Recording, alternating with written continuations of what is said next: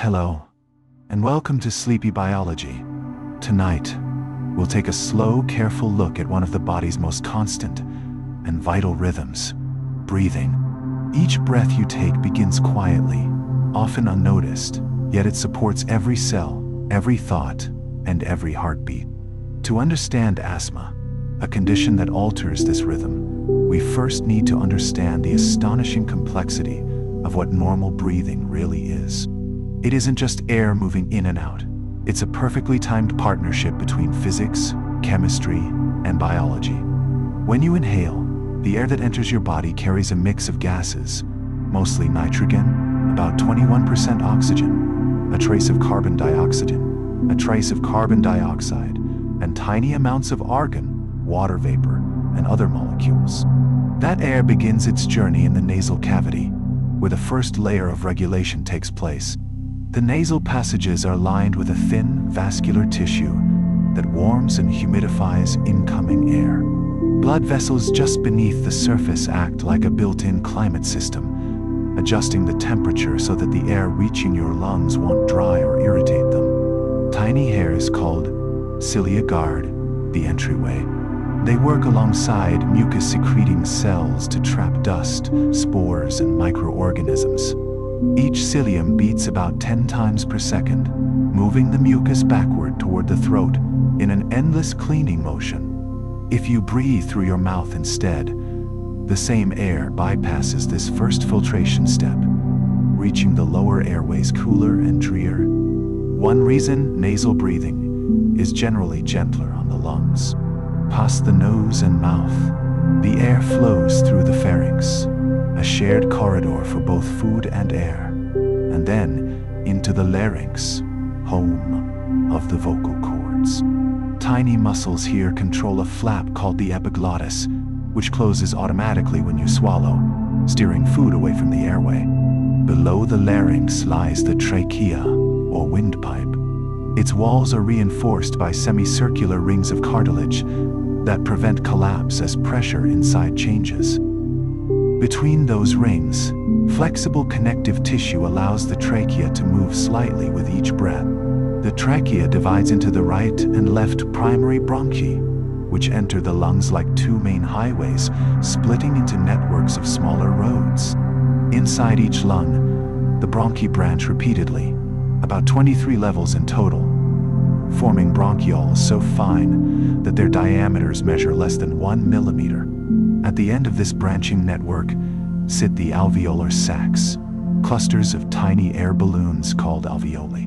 A typical adult has around 300 million of them, giving the lungs a combined surface area of roughly 70 square meters, about the size of a tennis court.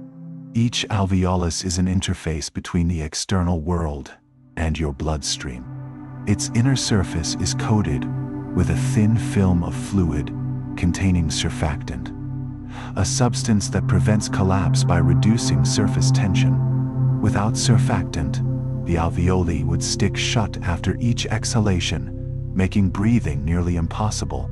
Surrounding every alveolus is a delicate web of capillaries, the smallest of all blood vessels.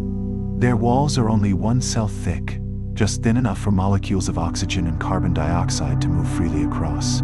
When you inhale, the air inside the alveoli has a higher concentration of oxygen than the blood arriving from the body. By diffusion, oxygen moves down this gradient, slipping through the alveolar and capillary membranes and entering red blood cells.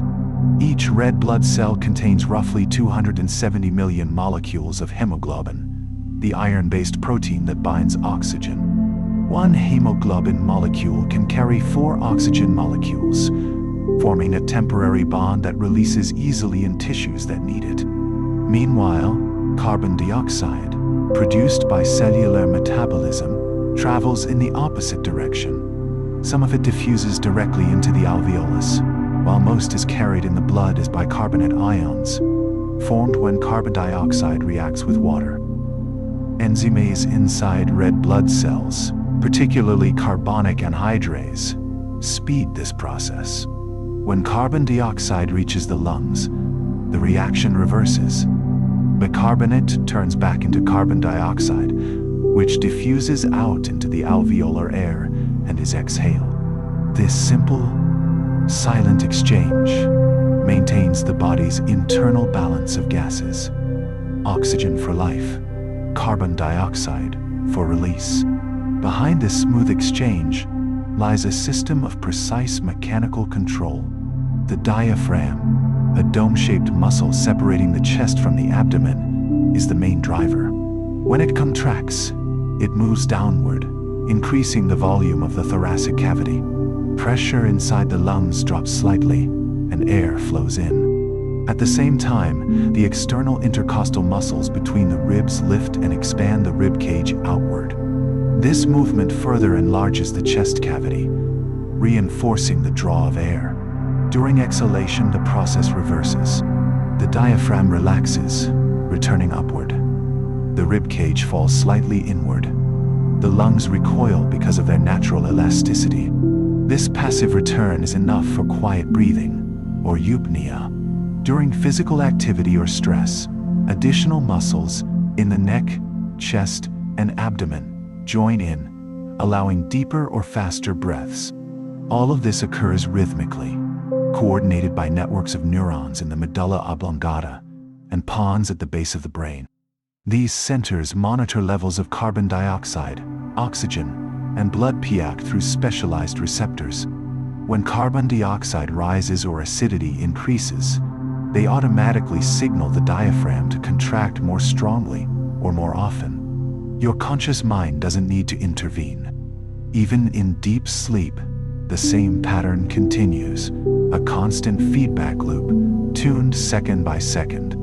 To move air smoothly, the bronchi and bronchioles must remain both open and protected. Their walls are made of several layers. Mucosa, the inner lining of epithelial cells, containing goblet cells that secrete mucus.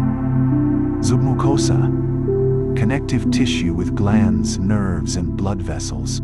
Smooth muscle. Circular bands that control the diameter of the airway. Cartilage in larga bronchi, providing semi-rigid support. Alt. The epithelium and mucus together form a physical barrier. Above them, a continuous sheet of cilia beats upward, carrying mucus and trapped particles toward the throat in a slow conveyor belt motion known as the mucociliary escalator. This process clears inhaled contaminants before they reach the fragile alveoli. When it's working properly, you'll rarely notice it.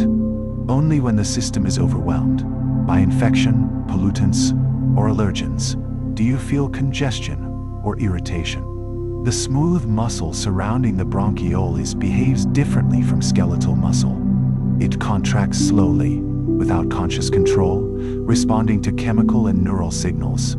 It receives two main types of input from the autonomic nervous system. The sympathetic division, which causes relaxation and widening of the airways, and the parasympathetic division, which promotes gentle narrowing. Sympathetic signals act through molecules like epinephrine and norepinephrine, which bind to beta adrenergic receptors on muscle cells.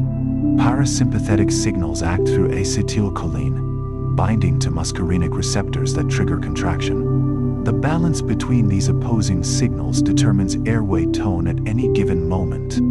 It's a constant negotiation between expansion for airflow and contraction for protection. This control allows the lungs to adjust instantly, opening wider when you exercise, tightening slightly when you rest, or when cold air enters.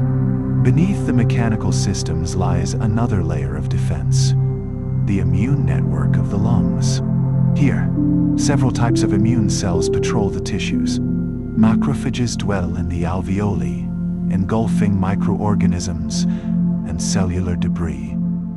They communicate with dendritic cells, which sample the environment and carry information to lymph nodes if an invader is detected. In the airway walls, mast cells, eosinophils, and T lymphocytes remain in low numbers, ready but restrained. They release chemical messengers, cytokines, histamine, leukotrienes, when activated. In a healthy person, This activation is brief and proportional. The immune and mechanical systems work together seamlessly. Cilia clear irritants, mucus traps them, macrophages and enzymes neutralize what remains. All of this happens continuously, keeping the lungs sterile enough for efficient gas exchange. Once oxygen binds to hemoglobin, the blood carries it through arteries, arterioles, and capillaries to every tissue. Inside each cell, oxygen enters the mitochondria, where it participates in aerobic respiration. The stepwise oxidation of glucose to produce adenosine triphosphate, ATP, the energy currency of life.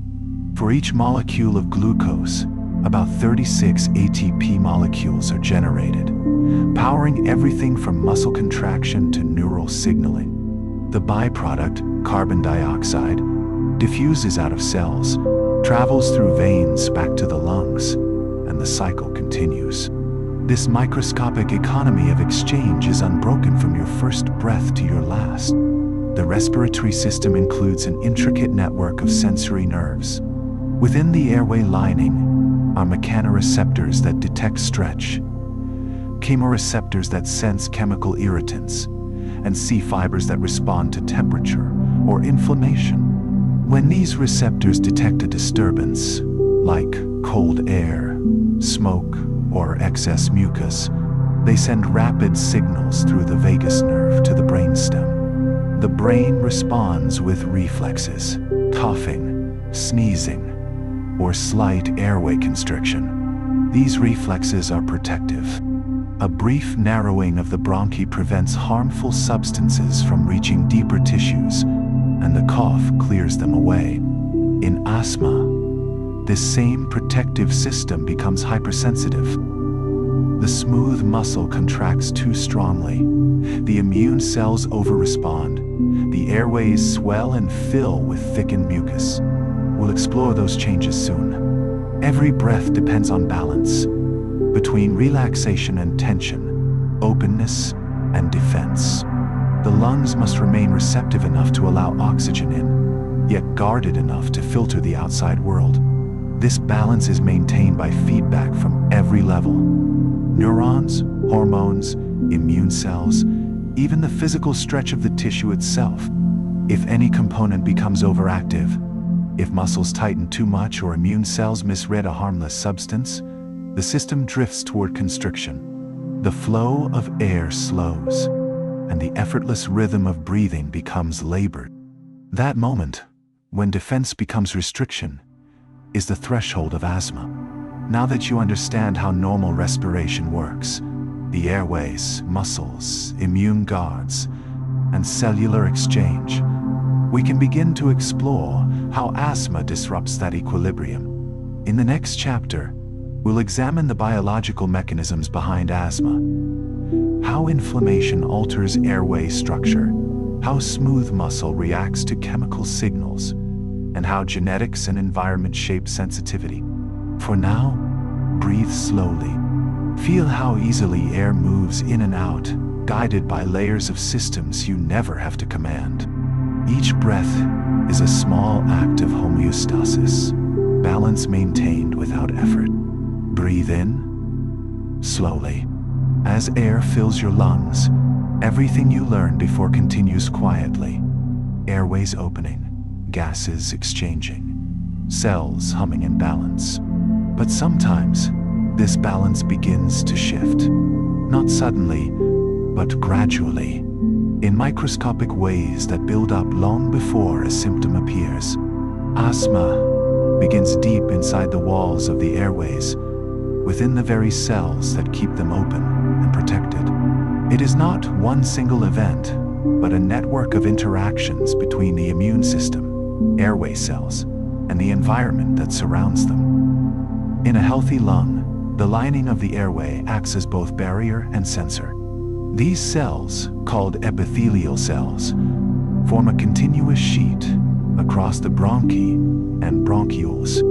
They are joined tightly together by molecular connections known as tight junctions, which seal the spaces between them. When the airway encounters something unusual, pollen, dust, smoke, cold air, or a viral particle. These cells are the first to notice. They don't simply block, they respond. They release small, chemical messengers called cytokines and chemokines.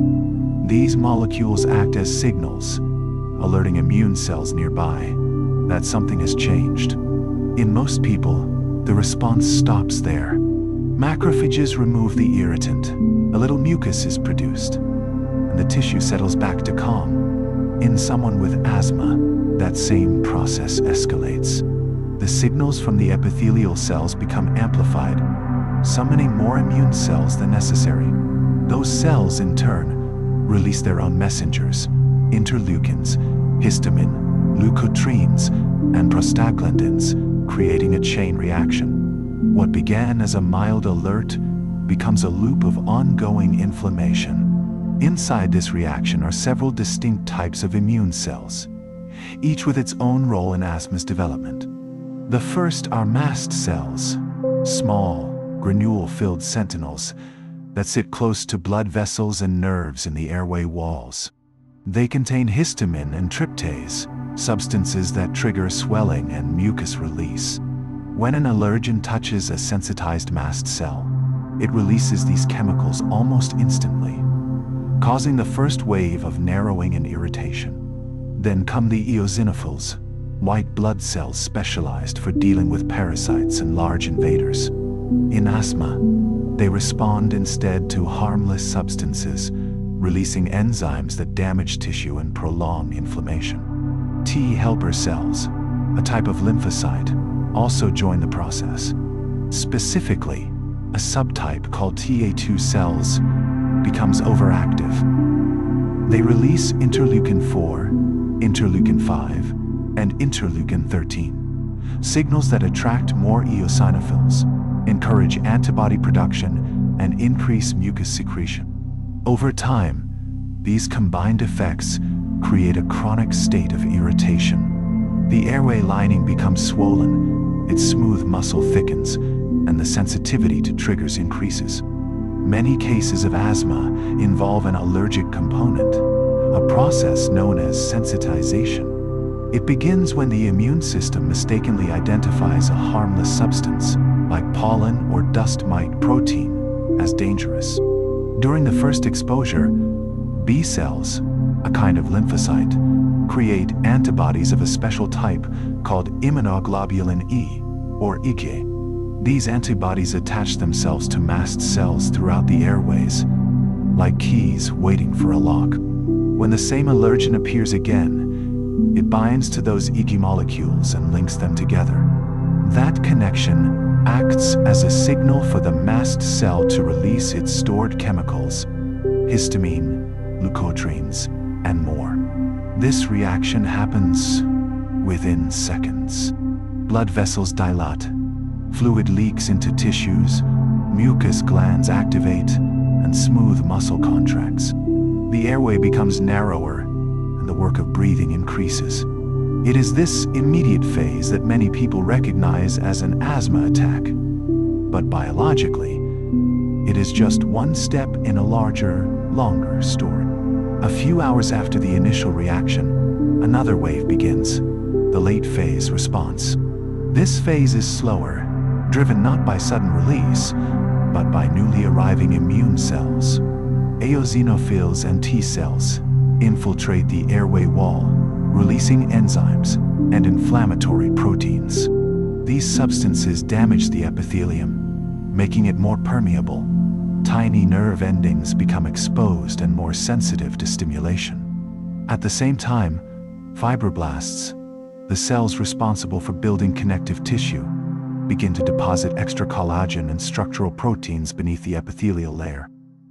Over months or years, this process leads to airway remodeling, a permanent thickening of the wall. Remodeled airways are less flexible. They don't open as easily, even when inflammation subsides. This contributes to the chronic aspect of asthma, the tendency for airways to remain partly narrowed, not only during attacks but between them. While the immune system stirs this inflammation, the smooth muscle around each airway plays an equally important part. Under normal conditions, smooth muscle gently adjusts the diameter of the bronchioles to match the body's needs, wider during activity, narrower during rest. In asthma, these muscles become hyperresponsive. Even a small stimulus, a change in temperature, a puff of cold air, or a whiff of perfume can trigger a strong contraction. This reaction is called bronchoconstriction. It happens because the muscle cell's receptors, particularly those for acetylcholine and leukotrienes, become overly sensitive. When they contract, the airway's internal diameter can decrease by half or more. Since airflow depends on the radius raised to the fourth power, even a small reduction causes a large increase in resistance. That's why an asthmatic's breathing can change from normal to difficult in a matter of seconds. Fortunately, this part of the process is reversible. Medication like beta agonists, for example, albuterol, can bind to receptors on these same muscle cells and signal them to relax. This is why inhalers work so quickly during an asthma attack. Another important feature of asthma is the overproduction and thickening of mucus. The airways naturally secrete mucus to trap dust and microorganisms, but during inflammation, the glands become overactive. Goblet cells, which line the epithelium, multiply in number and increase their output. The mucus becomes thicker and stickier due to higher concentrations of proteins called mucins. When mucus builds up faster than the cilia can clear it, it begins to obstruct the small airways. The result is a mixture of swelling, muscle constriction, and mucus plugs, a triple cause of resistance to airflow. During an asthma attack, air can enter the lungs more easily than it can leave, leading to air trapping and a sensation of tightness or pressure. On a microscopic level, this is simply physics. Pressure differentials rising as the small airways collapse prematurely. Not everyone develops asthma, even when exposed to the same environment. That difference lies partly in genetics. Over 100 genes have been associated with asthma susceptibility. Some control immune regulation, like IL-4, IL-13, and ADAM33, while others influence smooth muscle behavior or epithelial barrier strength. Variants in these genes don't directly cause asthma, but they shape how the body reacts to stimuli. For example, one person might produce more IgA in response to pollen. Another might have airway muscles that contract more easily. Genetics also interact with early life exposures. Children raised in overly sterile environments sometimes show higher asthma rates, a finding known as the hygiene hypothesis.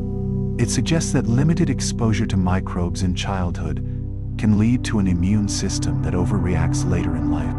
Conversely, moderate exposure to a variety of microbes during early development seems to help the immune system learn tolerance, balancing its reactions. Asthma's triggers extend far beyond allergens. Cold air, exercise, viral infections, air pollution, smoke, and even emotional stress can provoke symptoms. Each of these affects the airway in different ways. Cold air causes the smooth muscle to contract and dries the mucosal surface. Viral infections damage epithelial cells, making them release inflammatory signals. Pollutants and particulates increase oxidative stress, leading to irritation. Emotional stress activates the sympathetic and parasympathetic systems, which can indirectly influence airway tone. These triggers rarely act alone. In people with asthma, they combine with the pre-existing inflammatory state to create what physicians call airway hyperresponsiveness, an exaggerated narrowing reaction to ordinary stimuli. The airways are richly innervated, packed with sensory and autonomic nerve fibers. These nerves play a crucial role in regulating muscle tone and mucus secretion. In asthma, the communication between nerves and muscles can become disrupted. Inflammation exposes nerve endings and makes them more excitable. Signals that should be mild, such as a gentle stretch or small temperature change, trigger strong reflex responses. This phenomenon is part of what makes asthma persistent, even when inflammation is controlled. The airway's memory of hypersensitivity can linger, much like a muscle that remembers tension. Asthma, at its core, is a systems disorder, an interaction between the immune system, the structural cells of the airway, and the autonomic nervous system. It is not caused by weakness or fragility, but by communication that has become too intense. Cells that should signal briefly instead keep talking.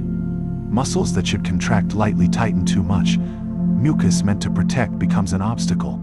Each element alone is small, but together they create the characteristic pattern of asthma.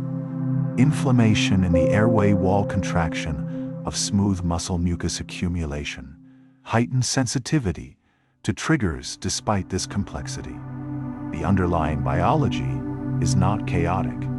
It follows logical, well-defined pathways, and that means it can be understood, managed, and, in many cases, prevented. Even in asthma, the body never stops trying to restore equilibrium. Anti-inflammatory cells like regulatory T cells release calming cytokines such as IL-10, which help tone down immune activity. Corticosteroid hormones, whether produced naturally by the adrenal glands or provided as medication, act directly on airway cells to reduce swelling and sensitivity. Over time, with treatment and environmental control, the airways can regain much of their flexibility. The body doesn't forget the pattern entirely, but it learns to stabilize it. Asthma, then, is not simply an illness.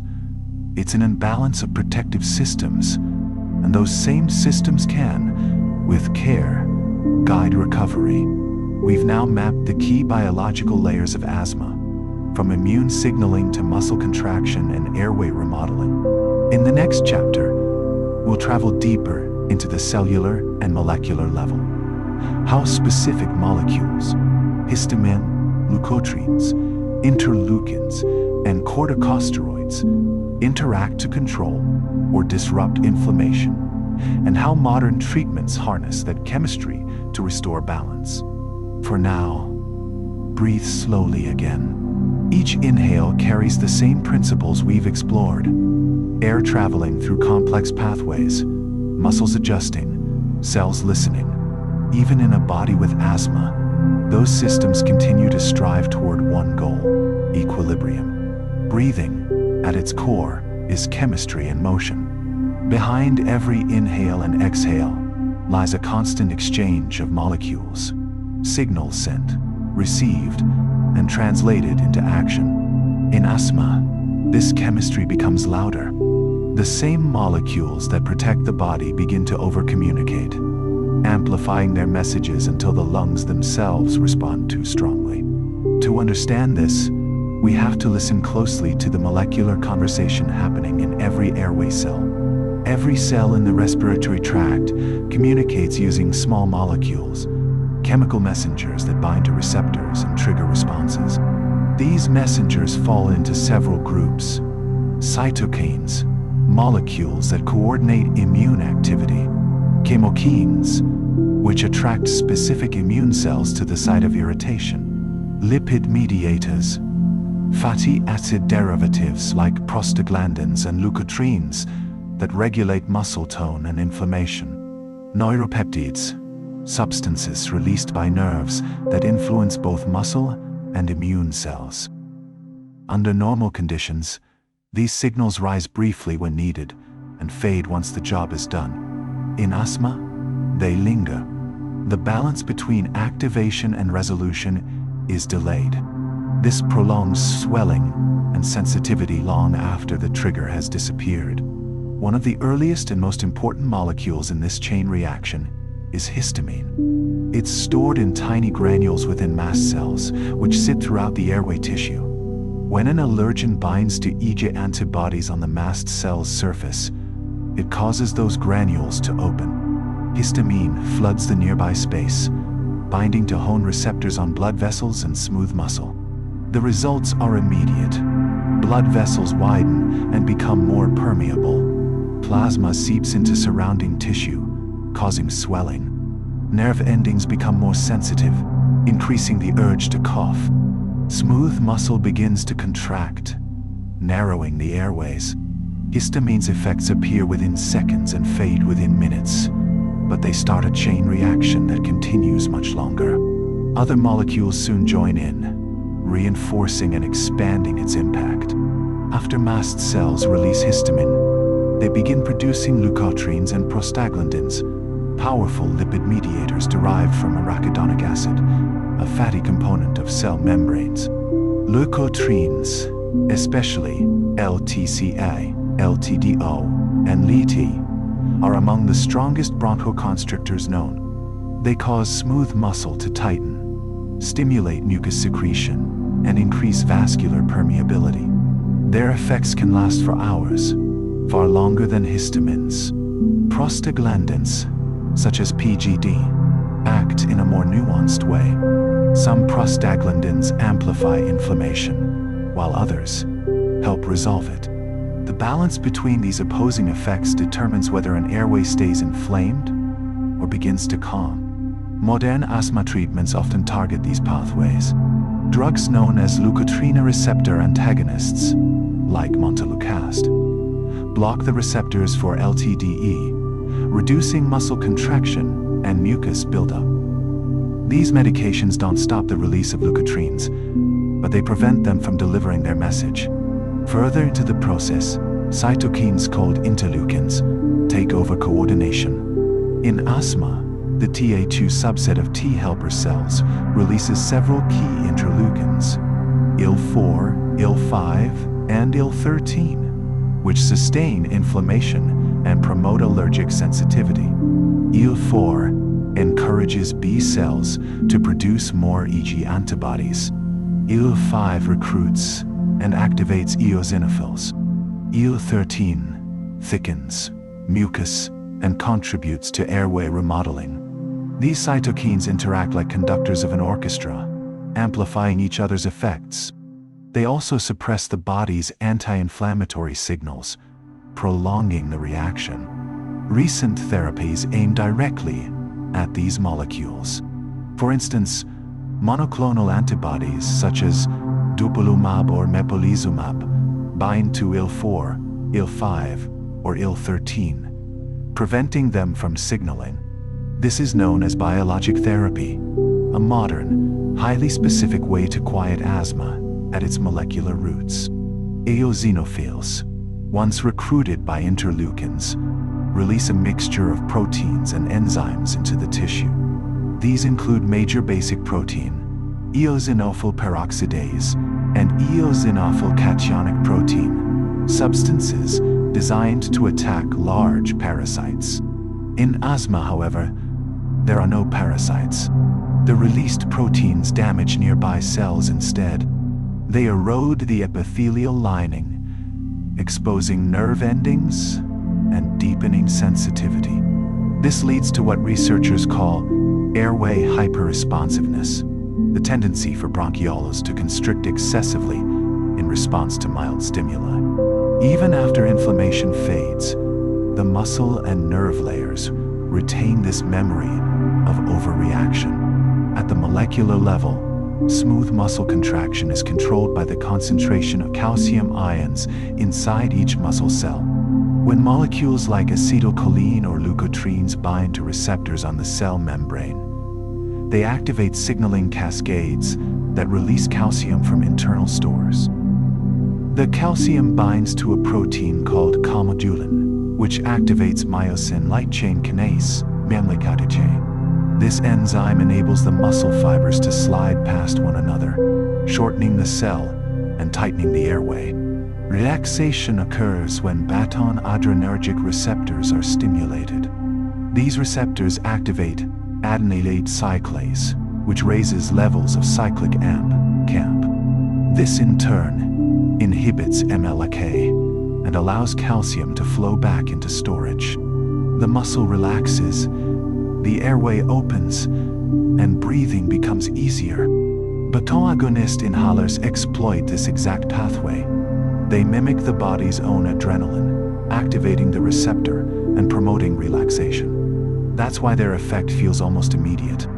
Another subtle chemical messenger in the airways is nitric oxide. No, it's produced by several enzymes called nitric oxide syntheses inside epithelial and endothelial cells. In normal amounts, nitric oxide diffuses into smooth muscle and activates an enzyme called guanylate cyclase, leading to the production of cyclic GMP. CGMP, a molecule that relaxes the muscle. This helps maintain open airways and stable blood flow. In asthma, nitric oxide levels can become unbalanced. During inflammation, immune cells produce excess NO, which can react with oxygen radicals to form peroxygen radicals, to form peroxynitrite, a damaging compound that irritates tissue further. Clinicians can measure nitric oxide levels in exhaled air as an indicator of airway inflammation. Higher levels often correlate with active disease. The body has its own built-in anti-inflammatory system, the hypothalamic pituitary adrenal (HPA) axis. When inflammation rises, the adrenal glands release cortisol, a steroid hormone that calms immune responses. Cortisol enters cells and binds to glucocorticoid receptors in the cytoplasm. Together, they travel to the nucleus, where they influence gene expression.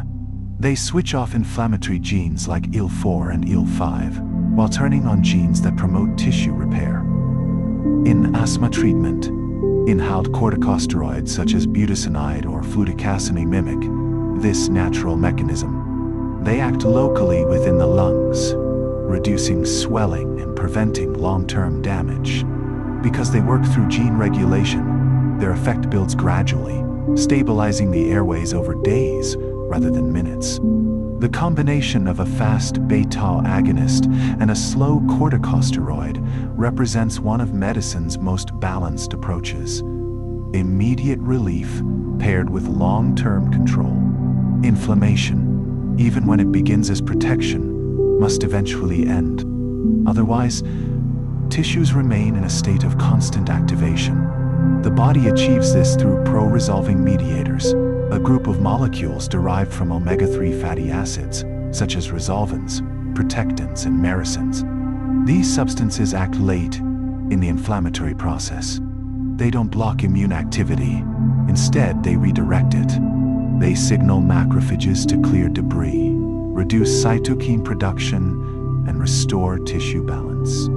In asthma, these resolution pathways often function more slowly or are overshadowed by continuous triggering. This is one reason chronic asthma can persist even between attacks. The body's signal to stand down arrives too quietly to be heard. Every time inflammation occurs, airway cells adapt slightly. Epithelial cells rebuild, fibroblasts deposit new connective tissue, and smooth muscle cells sometimes grow in size or number. Over years, these small changes add up to airway remodeling, a physical alteration of structure. The basement membrane beneath the epithelium thickens, the muscle layer becomes more robust, and mucus glands enlarge. This remodeling is not purely destructive. It's the body's attempt at reinforcement. But in asthma, it results in less flexibility, narrowing that persists, and reduced airflow. Interestingly, some of these changes are reversible when inflammation is controlled early and consistently. Cells in the airway wall remain capable of returning toward their original state, given time and rest. Modern research views the airway epithelium not just as a barrier, but as an active participant in immune regulation. These cells contain pattern recognition receptors, such as TLR4 and NOD-like receptors, which detect foreign molecules. When activated, they release alarmins like IL-33, TSLP, and IL-25, which in turn activate TIA2 cells and innate lymphoid cells. This forms what's known as the epithelial immune axis, a feedback system that determines whether a simple irritant stays local or triggers full inflammation. Targeting this axis is one of the newest directions in asthma therapy. Blocking IL-33, or TSLP, can prevent the immune system from overreacting before the process even begins. During inflammation, the energy needs of airway cells increase. Mitochondria ramp up their activity, consuming more oxygen to produce ATP. However, when airways narrow and airflow decreases, oxygen delivery becomes limited. Cells adapt by shifting toward anaerobic metabolism, generating small amounts of energy through glycolysis. This produces lactic acid, which slightly lowers local pH and further irritates the tissue. The change in acidity can alter the behavior of enzymes and ion channels, making the airway even more reactive. Thus, a mechanical problem becomes a chemical one, and vice versa. In asthma, this interplay between oxygen delivery and metabolic demand creates the sensation of tightness and fatigue. Although asthma begins in the lungs, its signals reach the brain. Nerve endings in the airway send continuous updates via the vagus nerve, and the brain interprets them as sensations of breathing effort. During an attack, rising carbon dioxide and changing pH levels activate centers in the medulla that increase breathing rate. At the same time, the limbic system, which processes emotion, can heighten awareness of distress, reinforcing a feedback loop between perception and physiology. Neurotransmitters such as acetylcholine, norepinephrine, and substance P bridge this connection between mind and airway. This is why calm breathing, mindfulness, and slow exhalation techniques can genuinely ease symptoms. They reduce neural input to airway muscles, helping them relax. All modern asthma treatments work by targeting one or more of the molecular points in this system. Beta agonists relax smooth muscle. Corticosteroids reduce inflammation and gene activation. Leukotriene antagonists block lipid mediators. Monoclonal antibodies neutralize interleukins or IgE. Anticholinergics prevent acetylcholine from tightening the airways. Each acts like a small adjustment to the chemical network, restoring balance without silencing the system completely. The goal is never to stop signaling altogether, just to return it to proportion. If you could observe a healthy airway at rest, you'd see constant low-level communication between all these molecules, a quiet background conversation. Asthma is what happens when that conversation becomes too loud.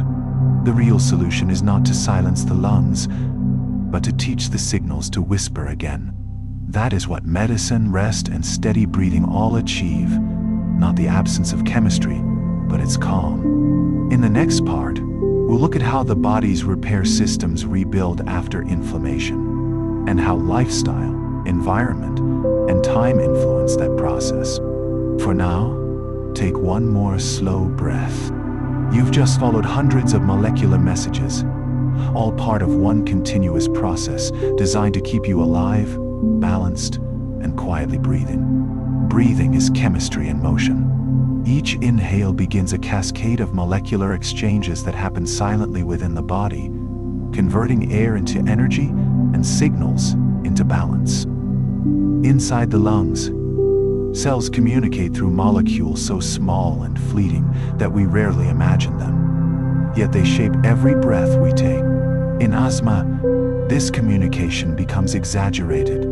The molecules that normally protect and regulate the airways begin to overreact. Messages meant to be brief are repeated too often, and responses that should fade remain active. The entire network of the airways becomes over-alert, vigilant to the point of exhaustion. Every airway cell, from the lining of the bronchi to the smallest bronchioles, speaks the same biochemical language. It uses molecules called cytokines, chemokines, and lipid mediators to coordinate immune activity, muscle tone, and mucus secretion. Under normal circumstances, these signals are well timed. They rise when needed, then fall as soon as the irritant is gone. But when asthma develops, this timing falters. The signals linger, overlapping in ways that create a continuous hum of inflammation instead of a short, contained pulse. One of the earliest molecules to speak in this sequence is histamine. It is stored inside small granules within mast cells, immune sentinels stationed along the airways, always ready to react. When a person inhales something they are sensitive to, such as dust, pollen, or smoke, the allergen binds to special antibodies called EJ that sit on the surface of those mast cells. This connection unlocks the granules, releasing histamine into the surrounding tissue within seconds. The histamine then binds to receptors on nearby blood vessels and smooth muscle cells.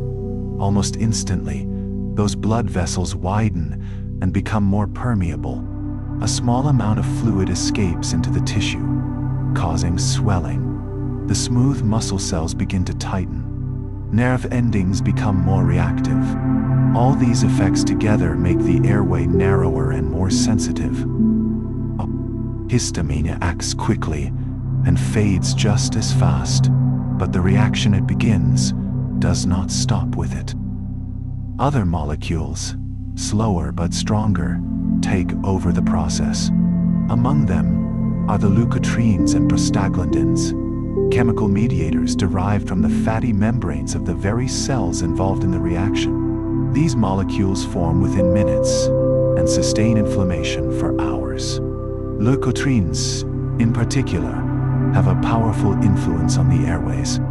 They make the surrounding smooth muscle contract and the blood vessels leak more fluid. They thicken the mucus and intensify the swelling. Even small amounts can reduce airflow significantly. Prostaglandins, meanwhile, play a more complex role. Some of them heighten inflammation, while others begin the process of calming it down. Whether the airway worsens or stabilizes depends on which of these prostaglandins dominate at any given moment. Inside this biochemical storm, other immune cells arrive, eosinophils and T helper cells, drawn by the chemical signals released earlier. The T helper cells, specifically a subtype called Ta2 cells, act as coordinators. They release interleukins such as IL-4, IL-5, and IL-13. Each one serves a different role, but together they reinforce the inflammation. IL-4 encourages the production of EJ antibodies, ensuring that mast cells will stay sensitive to future triggers. IL-5 summons eosinophils from the bloodstream and activates them. IL-13 contributes to the thickening of mucus and the gradual remodeling of the airway wall. Eosinophils, once activated, release enzymes and proteins that can damage tissue. These molecules are effective weapons against parasites, but inside the human lung, they cause more harm than help. The epithelial lining becomes irritated and fragile, exposing the nerves beneath. The more exposure there is, the more sensitive the airway becomes, setting the stage for hyperresponsiveness, the hallmark of asthma. At the same time, the smooth muscle cells surrounding each airway are deeply involved in this story. These muscles are normally gentle regulators of airflow, expanding and narrowing as needed. But when inflammation persists, they become overactive. Receptors on their surface, which normally respond to ordinary signals like acetylcholine or cold air, begin to trigger powerful contractions.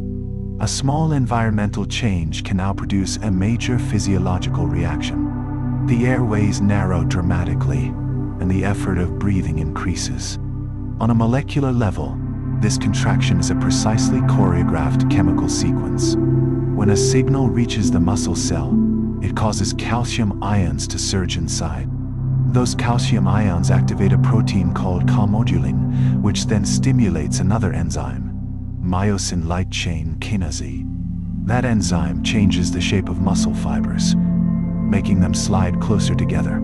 As millions of these cells contract simultaneously, the airway tightens. Relaxation, requires a different set of molecules. When adrenaline or medications that mimic it bind to beta-adrenergic receptors on the same cells, they trigger the production of cyclic AMP. This molecule reverses the contraction process, allowing calcium to retreat and the fibers to lengthen again. That is why an inhaler can relieve symptoms so quickly. It restores chemical balance inside those muscle cells within minutes.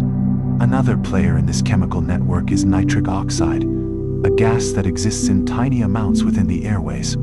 It is produced naturally by both epithelial and endothelial cells and helps regulate muscle tone. When nitric oxide diffuses into a muscle cell, it triggers the formation of cyclic GMP, another messenger molecule that promotes relaxation. In moderate levels, nitric oxide is protective, but during chronic inflammation, immune cells produce it in excess, and it reacts with oxygen radicals to form compounds that irritate tissue further. Interestingly, doctors can measure nitric oxide levels in a person's exhaled breath to estimate how inflamed their airways are. Higher readings usually mean active disease. Even as inflammation rises, the body tries to control it using its internal hormonal systems. The adrenal glands release cortisol, a steroid hormone that travels through the bloodstream and enters airway cells. Inside each cell, cortisol binds to glucocorticoid receptors. Together, they move into the nucleus and influence which genes are turned on and off. This process slows the production of inflammatory cytokines and encourages repair. Modern asthma treatments replicate this natural mechanism using inhaled corticosteroids such as budesonide or fluticasone. These medicines work locally, suppressing excessive inflammation at its genetic roots. They don't act instantly, but over days they bring stability back to the airway's chemical environment. As inflammation resolves, specialized molecules called resolvins and protectins begin to appear. They are derived from omega-3 fatty acids and act as signals for closure. They don't fight inflammation directly. They tell immune cells to finish their work and leave. They promote cleanup, tissue repair, and the restoration of normal cell behavior. In asthma, this step often happens too slowly, or is interrupted by continued exposure to triggers. The result is a cycle where inflammation quiets but never fully ends. Over time, the repeated signaling alters the structure of the airway itself. Each episode of inflammation leaves behind small traces of change. A thicker basement membrane, slightly larger muscle fibers, more active mucus glands. This process is known as airway remodeling. It is the physical record of the body's repeated attempts to defend and rebuild. The airways become sturdier in one sense, but less flexible in another. They no longer widen as easily. Airflow remains slightly restricted even during calm periods. The lining of the airway, the epithelium, is at the center of this cycle. It serves not only as a barrier but as a sensor, detecting threats and starting immune responses. It contains receptors that recognize molecular patterns found in allergens, microbes, or pollutants. When these receptors are triggered, the cells release signaling proteins called alarmins, such as IL-33 and TSLP. These in turn activate immune cells deeper in the tissue, especially the same TEC2 cells that sustain inflammation. This epithelial immune communication is one of the first steps in most asthma reactions. Modern research increasingly focuses on blocking these early signals, hoping to prevent the chain reaction from starting at all. While all this unfolds in the lungs, the rest of the body feels the effects. Breathing becomes shallower, oxygen levels fluctuate, and the cells inside the airway must adapt to less oxygen. They shift from their usual aerobic metabolism to a slower, less efficient form known as anaerobic glycolysis. This produces small amounts of lactic acid, slightly lowering the pH of the tissue and adding another layer of irritation. In a sense, the chemistry of energy production becomes part of the inflammation itself. Cause and consequence intertwined. The nervous system also participates in this complex loop. The lungs are connected to the brain by the vagus nerve, a long pathway that carries sensory information upward and motor commands downward. When airway receptors detect irritation or tightness, they send signals to the brainstem, where breathing is automatically controlled.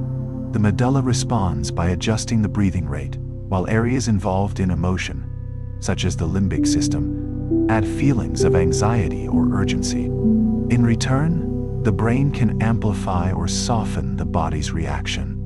That is why relaxation techniques and slow, deliberate breathing can genuinely calm asthma symptoms. They interrupt the neural feedback loop that keeps the airways tense.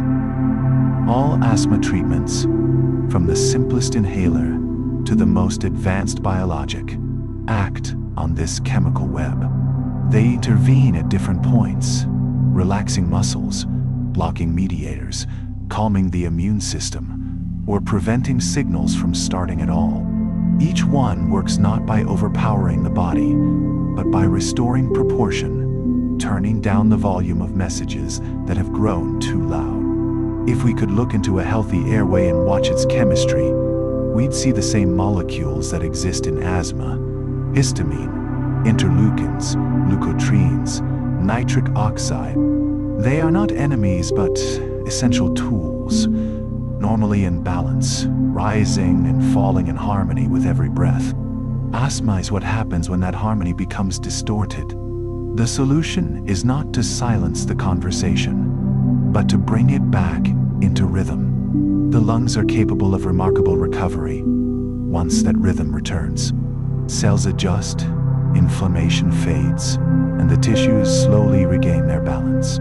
Each molecule involved, every ion, protein, and signal, continues to do its job, just more quietly this time, returning to the calm background hum that keeps the body alive. In the next part, we'll explore what happens when the lungs begin to heal, how airway cells rebuild their structure, how long-term treatment helps them recover, and how the entire respiratory system finds its way back to stability. For now, let the chemistry settle. The airways, like all living systems, are designed to find equilibrium again, one breath at a time. Every cell in the body is designed for recovery, even after prolonged inflammation, even after layers of molecular stress. The body quietly begins to rebuild. Asthma, though persistent, is not a static condition. It changes, softens, and adapts through time, as the lungs and immune system learn from every episode. When inflammation subsides, the repair phase begins almost immediately. The airway tissue that once swelled and tightened starts to reorganize itself at the cellular level. Damaged epithelial cells, the ones that form the surface lining of the bronchi, begin to divide and migrate, covering exposed areas once again. Within hours, they start restoring the barrier that protects deeper tissues from the external world. Inside each cell, the instructions for repair are stored in DNA, the same code that guided their original formation. Gains that were silent during inflammation become active now. Proteins responsible for growth, such as epidermal growth factor and transforming growth factor beta, begin to circulate, signaling the tissue to heal. New tight junctions form between the epithelial cells, sealing the airway lining once more. The process is quiet, continuous, and deliberate. Not rushed, but persistent. Beneath this layer, the immune system slowly stands down. Cells that once flooded the airway to fight now begin to withdraw. Macrophages, the large cleanup cells of the immune system, engulf debris from dead cells and lingering proteins, clearing the space for new growth. Regulatory T cells release molecules like interleukin-10 and TGF-beta, substances that reduce inflammation and promote tolerance. They are the body's internal peacekeepers, ensuring that balance replaces aggression. During this phase, the lungs rely heavily on oxygen and nutrients carried by the bloodstream. Capillaries in the airway wall widen, delivering what the recovering cells need most: oxygen for energy production, glucose for fuel, and amino acids for rebuilding proteins. The mitochondria inside each cell resume their normal rhythm, producing ATP efficiently again. The acidic environment, caused by earlier inflammation, slowly neutralizes. Within days, the tissue chemistry shifts from defense to maintenance. While the visible surface heals, deeper structures also change. The smooth muscle that once tightened in reaction to every signal begins to recalibrate its sensitivity. The beta adrenergic receptors on its surface, the same ones that respond to inhalers, gradually reset, regaining their normal responsiveness.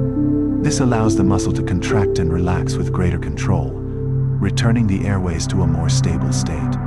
Meanwhile, fibroblasts in the connective tissue adjust their activity. These are the cells responsible for producing collagen and maintaining the framework of the airway wall.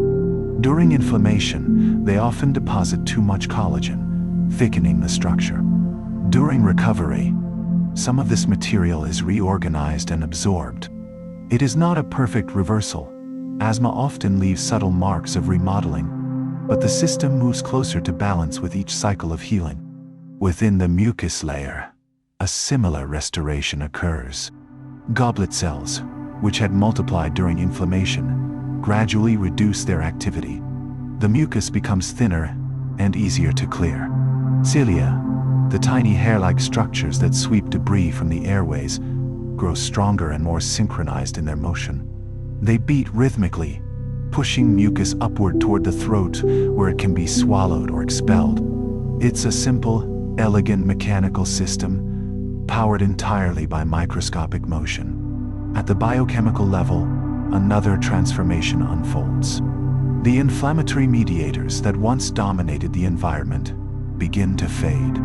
Histamine, leukotrienes, and prostaglandins decline as their production stops and enzymes degrade what remains. In their place, molecules associated with calm, lipoxins, resolvins, and maricins, become more abundant. These substances signal immune cells to leave the site of inflammation and promote tissue regeneration. They are, in essence, the chemical voice of resolution. As the airway stabilizes, the immune system updates its internal memory. This memory is not conscious, but biological. The next time the same trigger appears, the body may respond differently, sometimes more intensely, sometimes less. The variation depends on how the immune cells reprogram themselves during recovery. For example, regulatory T cells may increase in number, learning to suppress future overreactions. In contrast, if the trigger returns too quickly, memory B cells may amplify their EG production, making the next response stronger. It's a fine balance between learning and overlearning, adaptation versus sensitization. Environmental stability plays a crucial role in how this recovery proceeds. Clean, humid air supports epithelial repair, while pollutants or smoke can delay it. Physical activity, when mild and controlled, strengthens respiratory muscles and improves oxygen flow, helping the lungs maintain flexibility. Sleep, too, is essential. It allows the body's hormonal systems to regulate inflammation naturally through the nightly release of cortisol and growth hormone. Over the course of weeks, the entire respiratory system begins to re-establish its rhythm. The nervous system adjusts as well. The heightened sensitivity of airway nerves caused by exposure and inflammation gradually diminishes. The vagus nerve, which connects the lungs to the brain, becomes less reactive. This reduces reflex coughing and makes breathing smoother. The brain also plays its part in healing. The perception of breathlessness fades as neural circuits adapt to calmer input. The relationship between physiology and perception restores itself. At this stage, the airways become less hyperreactive. The threshold for triggering constriction rises again, meaning that cold air, exercise, or mild allergens no longer provoke the same intensity of response. This improvement doesn't mean the condition disappears.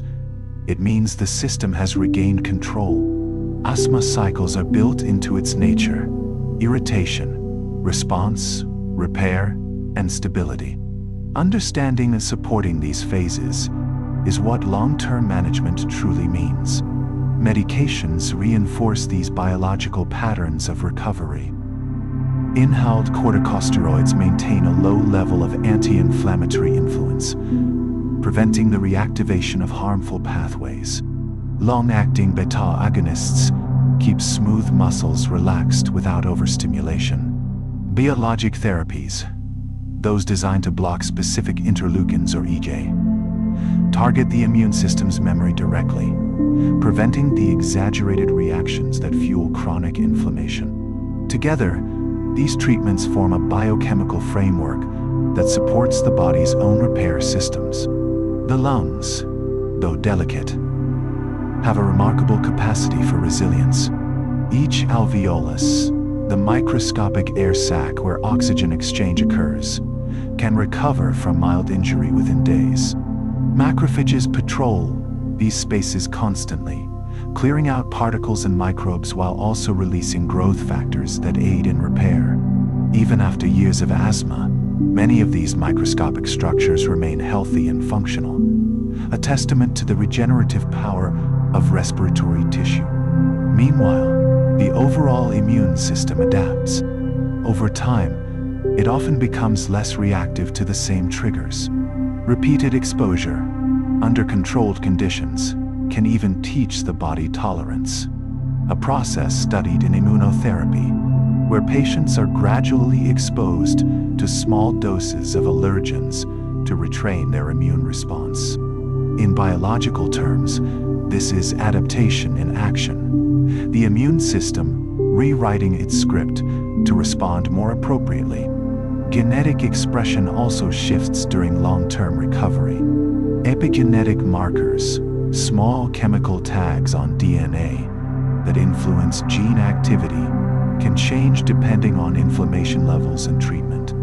Some of these changes persist for years, subtly altering how airway cells react in the future. Research has shown that consistent control of inflammation through medication and environment can gradually reverse some of these epigenetic modifications. This means that healing in asthma is not just physical, it's molecular, written directly into the genetic behavior of the cells themselves.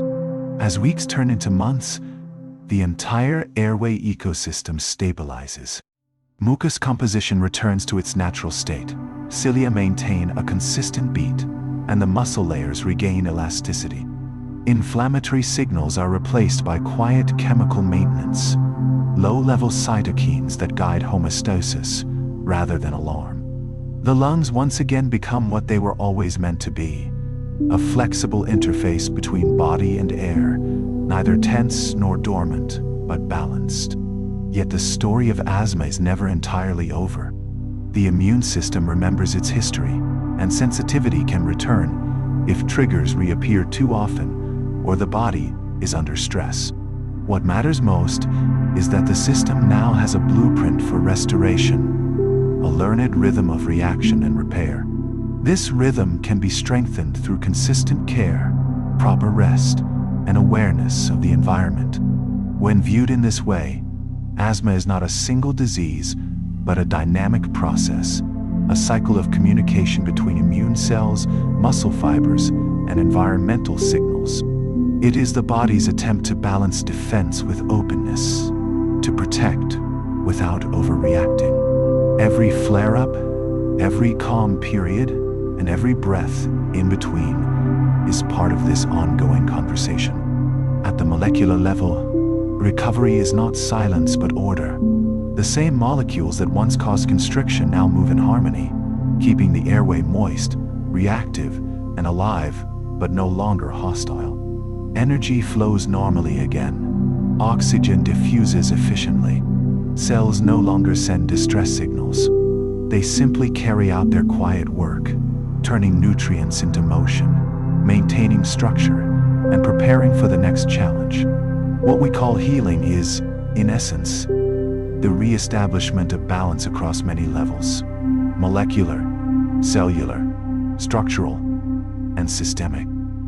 The body achieves it not by replacing everything that was lost, but by reorganizing what remains into a new equilibrium. It is a form of adaptation that biology has perfected over billions of years. So, when the airways calm after an asthma episode, they do not return to their exact previous state. They evolve. They become slightly different, perhaps stronger, perhaps more efficient at knowing when to act and when to rest. This adaptive capacity is what allows people with asthma to live fully, to breathe deeply again, and to continue without fear. In the next chapter, we will look at how the environment, lifestyle, and modern medicine interact with these biological systems over time, how prevention, management, and understanding come together to shape the long-term health of the lungs. For now, take a slow breath. Each inhale is both recovery and reminder. The body's chemistry, however complex, is always seeking calm. The air around you is never empty. Every breath carries more than oxygen. It holds invisible mixtures of gases, particles, and molecules that tell the story of the environment you live in. For someone with asthma, this story matters deeply. Each of those particles, each molecule suspended in the air, can influence how the lungs behave. They can soothe, irritate, or challenge the delicate tissues that form the boundary between body and world. When we talk about asthma, it's easy to focus only on what happens inside: the inflammation, the immune cells, the constriction of airways. But the truth is that the environment is a constant participant. It shapes the chemistry of every breath, and the body, in turn, learns to interpret and adapt to that chemistry.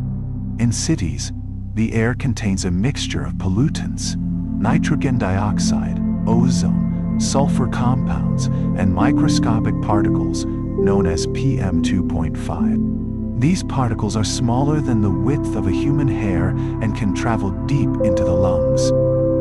When they reach the bronchioles, they interact directly with epithelial cells, triggering mild irritation even in healthy individuals. For those with asthma, this irritation can reignite inflammation that had already begun to settle. The epithelial cells recognize these particles through special sensors called pattern recognition receptors. These receptors are designed to detect signs of damage or danger, whether from bacteria, smoke, or pollution. Once activated, they release chemical messengers: interleukin-33, thymic-stromal lymphopoietin, and others that alert the immune system. The result is a rapid cascade of signaling that reawakens the same pathways we've explored before: mast cells, eosinophils, and cytokines. Pollutants don't only irritate directly, they can also change how genes behave. Exposure to certain chemicals can alter epigenetic markers, the small molecular tags that turn genes on or off. Some of these changes can persist for years, subtly modifying how airway cells respond to future exposures. This is part of what scientists call gene-environment interaction. The way DNA and surroundings continuously shape each other. Indoor air can have its own challenges. Dust mites, pet dander, mold spores, and volatile organic compounds released from cleaning products all have the potential to trigger asthma. Each of these particles is small enough to float unnoticed but biologically active enough to stimulate immune cells. The lungs, always exposed, must learn to filter without overreacting. Over time, the respiratory system adapts to its surroundings. People who live in rural environments, where air contains more natural particulates like pollen and soil microbes, tend to develop more balanced immune responses. Their immune systems learn early to distinguish between harmless and harmful exposures. This idea, sometimes called the hygiene hypothesis, suggests that limited exposure to microbes during childhood can leave the immune system undertrained, making it more likely to overreact later in life. It doesn't mean that cleanliness causes asthma, but that microbial diversity in the environment teaches the immune system moderation. Genetics determines how strong these environmental influences can be. The human genome contains dozens of variations linked to asthma. Small differences in DNA that affect immune signaling, receptor sensitivity, and inflammatory control. For example, some variants increase the production of interleukins, while others alter how strongly smooth muscle responds to stimulation. None of these genes act alone. They form a network of tendencies that interact with the environment to shape the course of the condition. Lifestyle also plays a powerful role in this equation. Regular physical activity strengthens respiratory muscles and improves the efficiency of oxygen exchange. Exercise, when done carefully, can even reduce airway hyperresponsiveness by promoting deeper, more rhythmic breathing patterns. This mechanical movement of air keeps the bronchioles flexible, encouraging the cells that line them to maintain their normal shape and function. Nutrition adds another layer. The molecules we consume become the building blocks of cellular chemistry. Diets rich in omega-3 fatty acids support the production of anti-inflammatory mediators, such as resolvins and protectins. Antioxidants from fruits and vegetables help neutralize free radicals generated during inflammation or pollution exposure. Magnesium and vitamin D, both essential for smooth muscle and immune balance, play small but significant roles in airway stability. Each nutrient acts like a microscopic adjustment, fine-tuning the chemistry of resilience. Even stress, something that feels purely psychological, leaves a measurable imprint on asthma biology. The body's stress response releases hormones like cortisol and adrenaline, which at first suppress inflammation but later can disrupt immune balance when chronic. Prolonged stress also increases the sensitivity of the vagus nerve, making airway constriction more likely. That is why relaxation techniques, meditation, and steady breathing exercises are not just emotional tools, they are physiological ones. They calm the neural pathways that connect the brain to the lungs, easing the feedback loop that can amplify asthma symptoms. Sleep plays a similar regulatory role. During deep sleep, cortisol levels drop naturally, and the immune system shifts toward repair. Airway cells renew faster, and mucus production stabilizes. People with asthma often experience symptoms that worsen at night, a phenomenon known as nocturnal asthma. This occurs because the body's natural rhythms alter hormone levels and airway tone while resting. Understanding these cycles helps patients and doctors time medications to align with the body's own rhythm, ensuring that inhaled steroids, for example, reach their peak effectiveness when the body is most vulnerable. Environmental control remains one of the simplest and most effective forms of prevention. Clean air, consistent humidity, and reduced exposure to allergens all reduce the chemical workload on the lungs. Air purifiers, ventilation, and simple habits like washing bedding frequently or avoiding strong chemical fragrances can make measurable differences. These are not just lifestyle tips, they are practical applications of respiratory biology. Modern medicine has expanded this understanding through what's known as precision therapy, tailoring treatment to a person's unique biological and environmental profile. Instead of one-size-fits-all inhalers, patients can now be tested for specific biomarkers, such as eosinophil levels, EG concentration, or exhaled nitric oxide. These measurements reveal which pathways are most active in their form of asthma. From there, treatment can be chosen to target those exact pathways, sometimes even down to a single interleukin. This personalized approach mirrors how the body itself operates. Selectively, precisely and adaptively. Asthma may look similar from one person to another, but at the molecular level, each case is distinct. The same symptoms can arise from different underlying chemical patterns, and understanding those differences is what allows modern therapy to succeed. On a broader scale, public health measures play a vital role in asthma management. Clean air initiatives, reduced emissions, and improved ventilation in buildings directly influence population-wide asthma rates. When cities adopt stricter pollution standards, hospital admissions for asthma often decline within months. The connection is immediate and measurable, a reminder that biology does not exist in isolation. Climate change, too, has entered the conversation. Warmer temperatures extend pollen seasons and increase the production of airborne allergens. Rising carbon dioxide levels can make plants produce more potent forms of pollen. Meanwhile, shifts in humidity and precipitation patterns alter the distribution of molds and airborne fungi. These environmental shifts gradually reshape the triggers people encounter daily. In this way, the story of asthma extends far beyond the individual body. It reflects the chemistry of the planet itself. And yet, amidst these vast changes, the body continues to adapt. Each breath is a negotiation between external air and internal stability. The cells of the airway, the immune network that guards them, and the neural circuits that control muscle tone, all adjust their thresholds continuously. They learn, they regulate, they evolve. Adaptation is not a sign of weakness, it is biology's most powerful tool.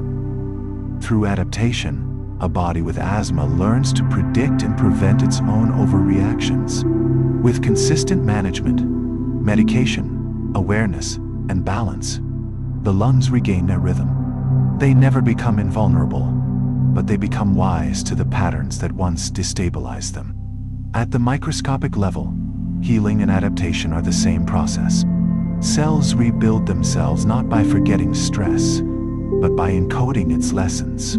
The DNA remains the same, but the surrounding chemical environment, the epigenetic landscape, evolves, creating a new equilibrium, better suited to the conditions it faces. This is what living systems do best. They turn every challenge into a form of refinement.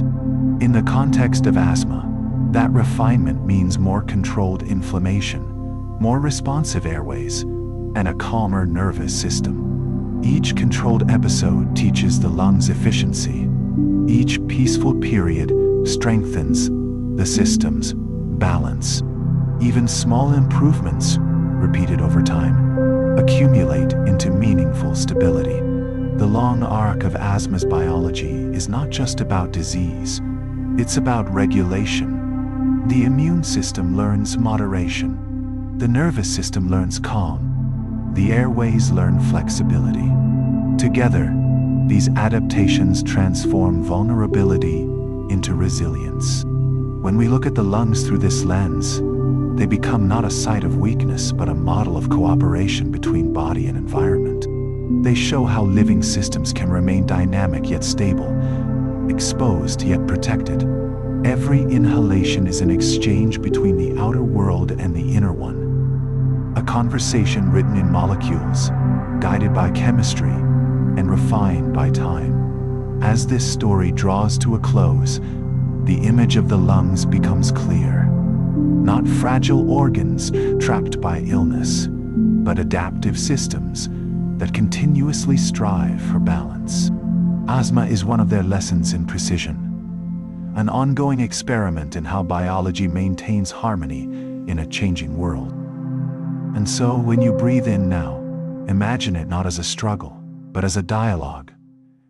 Your body speaking quietly with the atmosphere, adjusting, learning, evolving. Even in the presence of sensitivity, the system seeks calm. That is what the body always does. It adapts, rebuilds, and restores equilibrium, one breath at a time. If we step back from the individual, from the daily experience of breathing, and look across the long span of life on Earth, Asthma begins to look less like a malfunction and more like a remnant, a biological echo from an earlier chapter of evolution. The mechanisms that drive airway inflammation are ancient. They evolved not to harm, but to defend. They are the descendants of survival strategies written into the immune system hundreds of millions of years ago. The story begins long before mammals or lungs existed. In the earliest multicellular organisms, the challenge was simple: how to distinguish between what belonged to the body and what did not. Cells that could recognize invaders or toxins had a clear advantage. They developed molecules capable of detecting danger, chemical patterns found on bacteria, fungi, and parasites. These molecules, called pattern recognition receptors, still exist in your airway cells today. They are the same sensors that trigger inflammation when smoke, pollen, or pollution enters your lungs. Through evolution, these primitive defense systems became more specialized. In vertebrates, a complex immune network formed, one that could learn from experience, remember specific threats, and respond with increasing precision. But this precision came at a cost. It required energy, coordination, and constant vigilance. The immune system became a perpetual balancing act between sensitivity and restraint. Asthma is one of the modern outcomes of that balancing act. It represents what happens when the immune system errs slightly on the side of sensitivity, when defense signals are triggered by stimuli that pose little real danger. From an evolutionary perspective, this bias makes sense. For early humans living in harsh, infectious environments, an immune system that overreacted slightly might have been safer than one that underreacted. A cough, inflammation, or extra mucus could protect against parasites or bacteria that entered the airways. In that context, the chemistry we now associate with asthma was protective, a way to survive. Over time, as environments changed and humans began living in cleaner, more controlled settings, that same overprotective mechanism lost some of its usefulness. The immune system still carries the blueprint of its ancient mission, but the threats it evolved to fight are now less common. In their absence, it sometimes mistakes harmless particles for danger. Dust, pollen, and dander, once signals of infection or parasites, now activate the same molecular alarms. If you look closely at asthma's biochemistry, you can see the fingerprints of this evolutionary logic.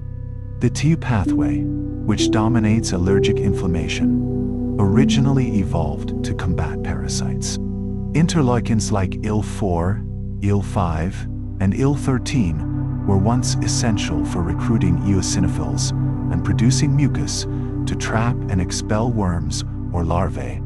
Even the muscle contractions that narrow the airways had a function. They helped expel invaders mechanically through coughing or constriction. What now causes discomfort once offered protection. This principle, that modern disease can arise from once useful traits, is a recurring theme in biology. It's called evolutionary mismatch. Our bodies are tuned for a world that no longer exists, yet they continue to perform their ancient routines. Asthma is one of the many examples where the immune system's past collides with the present environment. But evolution is not static. Just as the immune system adapted once to meet the needs of ancient life, it continues to adapt today. The human genome and its regulatory systems are always adjusting, even within a single lifetime. Epigenetic mechanisms, chemical markers that influence gene expression, allow the body to fine-tune how much of a particular protein or receptor is made. This flexibility gives evolution a faster pace, allowing adaptation to occur not just across generations, but within one. For example, chronic exposure to mild allergens can sometimes desensitize the immune system. Over time, repeated low-level activation teaches immune cells to become less reactive. This process mirrors the logic of immunotherapy, where patients are exposed to gradually increasing doses of allergens under controlled conditions. Through repetition, the immune system learns tolerance, a molecular form of understanding. At the cellular level, regulatory T cells multiply and release suppressive cytokines, turning down the volume of the inflammatory conversation. What was once a trigger becomes background noise, no longer seen as a threat. This adaptive intelligence is not limited to the immune system. The lungs themselves evolve functionally throughout life. From infancy to adulthood, airway structure, receptor density, and muscle tone all change in response to experience. A child growing up in a humid coastal environment, breathing air filled with salt and moisture, will develop subtly different airway properties than one raised in a dry, dusty region. These differences are not visible, but they shape how each person breathes, reacts, and heals. Even the microbiome, the collection of microorganisms that live within and on the body, contributes to this ongoing evolution. The respiratory tract, once thought to be sterile, is now known to host its own microscopic ecosystem. Certain bacterial communities appear to protect against asthma by training the immune system to tolerate harmless stimuli. When these communities are disrupted by antibiotics, pollution, or illness, the immune balance shifts toward hypersensitivity. In that sense, part of asthma's biology may reside not in human cells alone, but in the shared community of life that lives within us. At the molecular scale, every breath is a dialogue between these systems. The airway lining, the immune cells, the microbiome, and the nervous system. Each one influences the others, maintaining a dynamic equilibrium. When this equilibrium is disrupted, the symptoms of asthma emerge. When it is restored, breathing feels effortless again. This constant adjustment is a sign not of fragility, but of deep coordination. The immune system's sensitivity also connects to a broader concept in biology: the trade-off between defense and damage. Every protective response, whether inflammation or fever, has a cost. Inflammation destroys pathogens, but can harm tissue. Fever kills microbes, but stresses the body's metabolism. Asthma fits within this same framework. Its symptoms are the visible cost of protection, pushed slightly too far. Modern medicine's goal is not to erase this system, but to guide it toward balance. Steroids, bronchodilators, and biologic drugs don't replace the immune system. They modulate it. They remind it to conserve energy, to react with precision rather than urgency. This is a reflection of biology's larger principle: adaptation through regulation, not suppression. On an evolutionary timescale, asthma may even play a role in maintaining genetic diversity. Genes associated with allergic responses are still widespread across populations.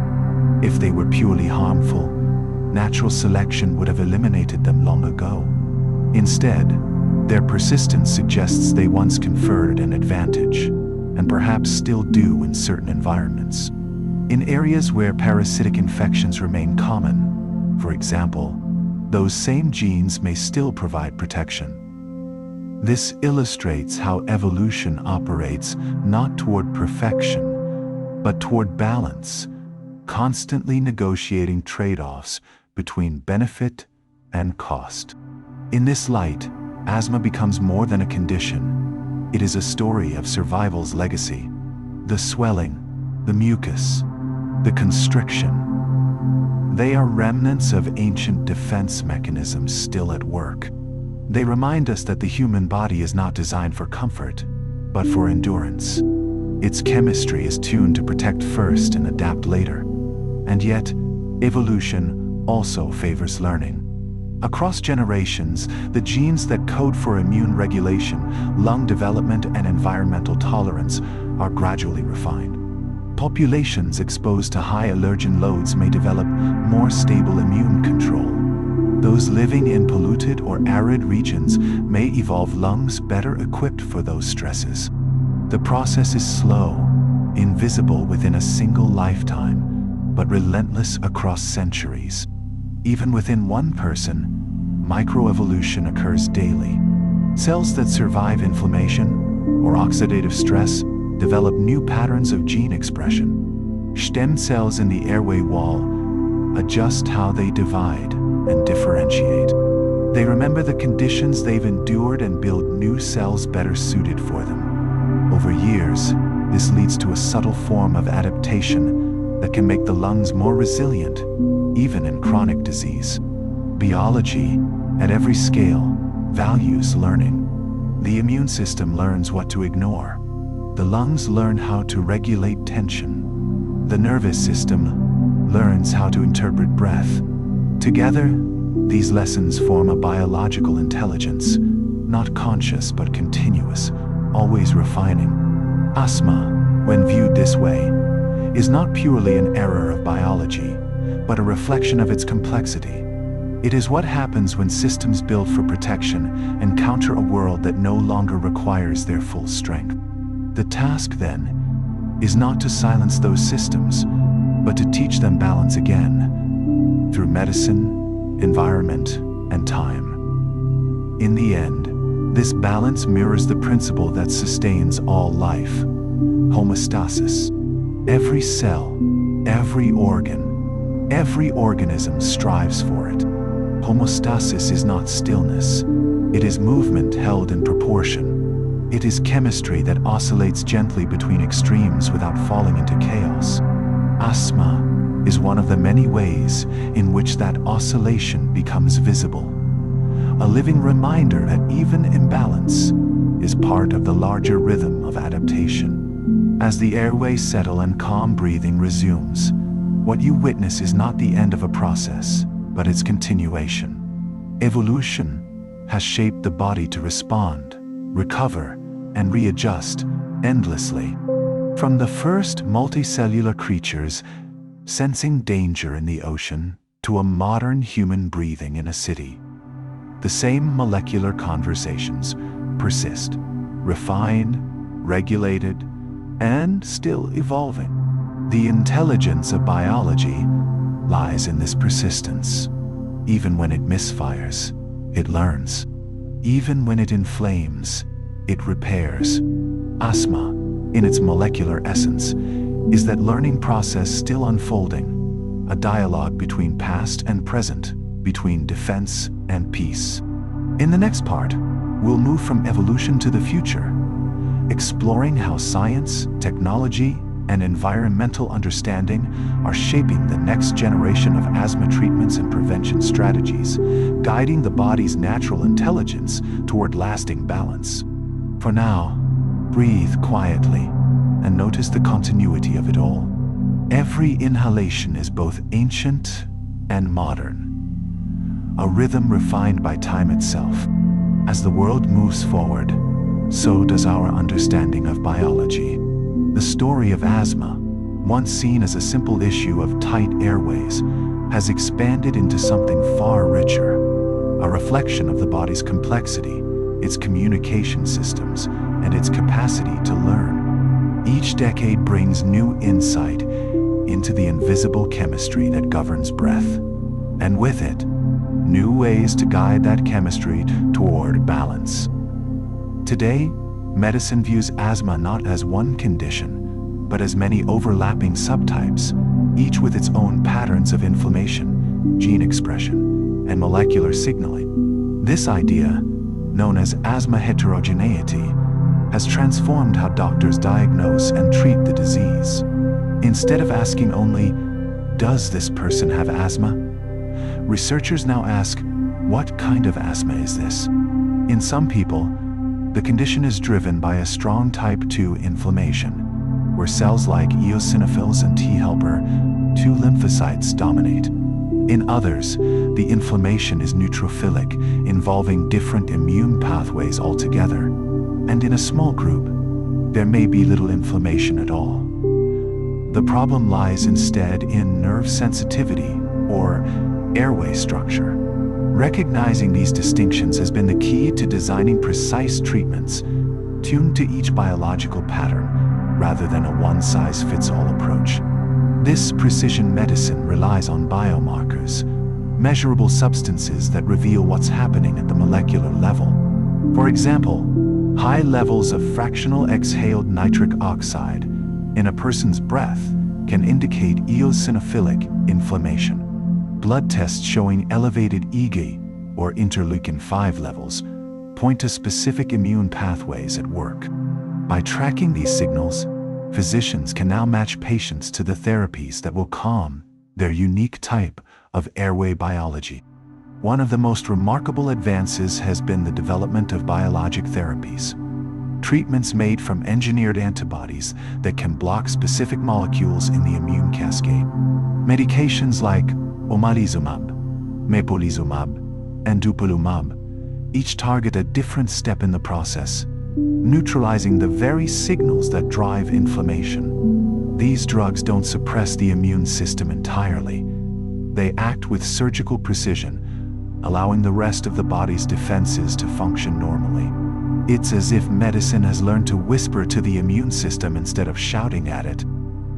In parallel, researchers are exploring gene-based therapies that aim to correct or regulate the genetic instructions underlying chronic airway inflammation. By identifying small variations in the DNA, single nucleotide polymorphisms that affect cytokine receptors, enzymes, or immune regulation, scientists are beginning to understand how to switch those pathways up or down. Some early experiments use RNA interference to silence overactive inflammatory genes, while others focus on epigenetic editing, modifying the chemical tags that control gene activity.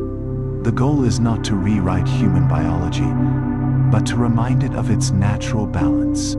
At the same time, the technology used to monitor asthma has become more intelligent and personal. Tiny wearable devices can now detect subtle changes in breathing rhythm, heart rate, and even nitric oxide levels. Smart inhalers record each use automatically, tracking patterns that might predict worsening symptoms. These devices connect to apps that analyze the data, giving both patients and doctors real-time feedback. In this way, technology acts as an extension of the body's own awareness, a digital mirror for biological patterns. Machine learning and artificial intelligence have begun to play their part as well. By analyzing thousands of data points, from genetics and environment to daily habits, AI systems can identify patterns invisible to the human eye. They can predict asthma attacks days in advance, or suggest personalized treatment adjustments based on changing environmental conditions. The technology doesn't replace human judgment, it augments it, giving science a broader view of the body's quiet signals. In hospitals and research labs, scientists are also recreating human airways in miniature. Using organoids, tiny clusters of stem cells grown in 3D, researchers can model how lungs respond to allergens, medications, or pollutants without testing on patients. These living models behave like real tissue. They produce mucus, respond to cytokines, and even show contractions when stimulated. By observing them, scientists can test new treatments more safely and precisely than ever before. Another frontier is the study of the airway microbiome, the microscopic community of bacteria, viruses, and fungi that live inside the lungs and upper airways. Once thought to be sterile, the respiratory system is now known to host its own ecosystem. Certain bacterial species appear to reduce inflammation by promoting immune tolerance, while others may increase sensitivity. In the future, medicine might not only prescribe drugs for asthma, but also specific probiotics or microbial therapies designed to restore balance to the airway microbiome. Environmental technology is advancing too.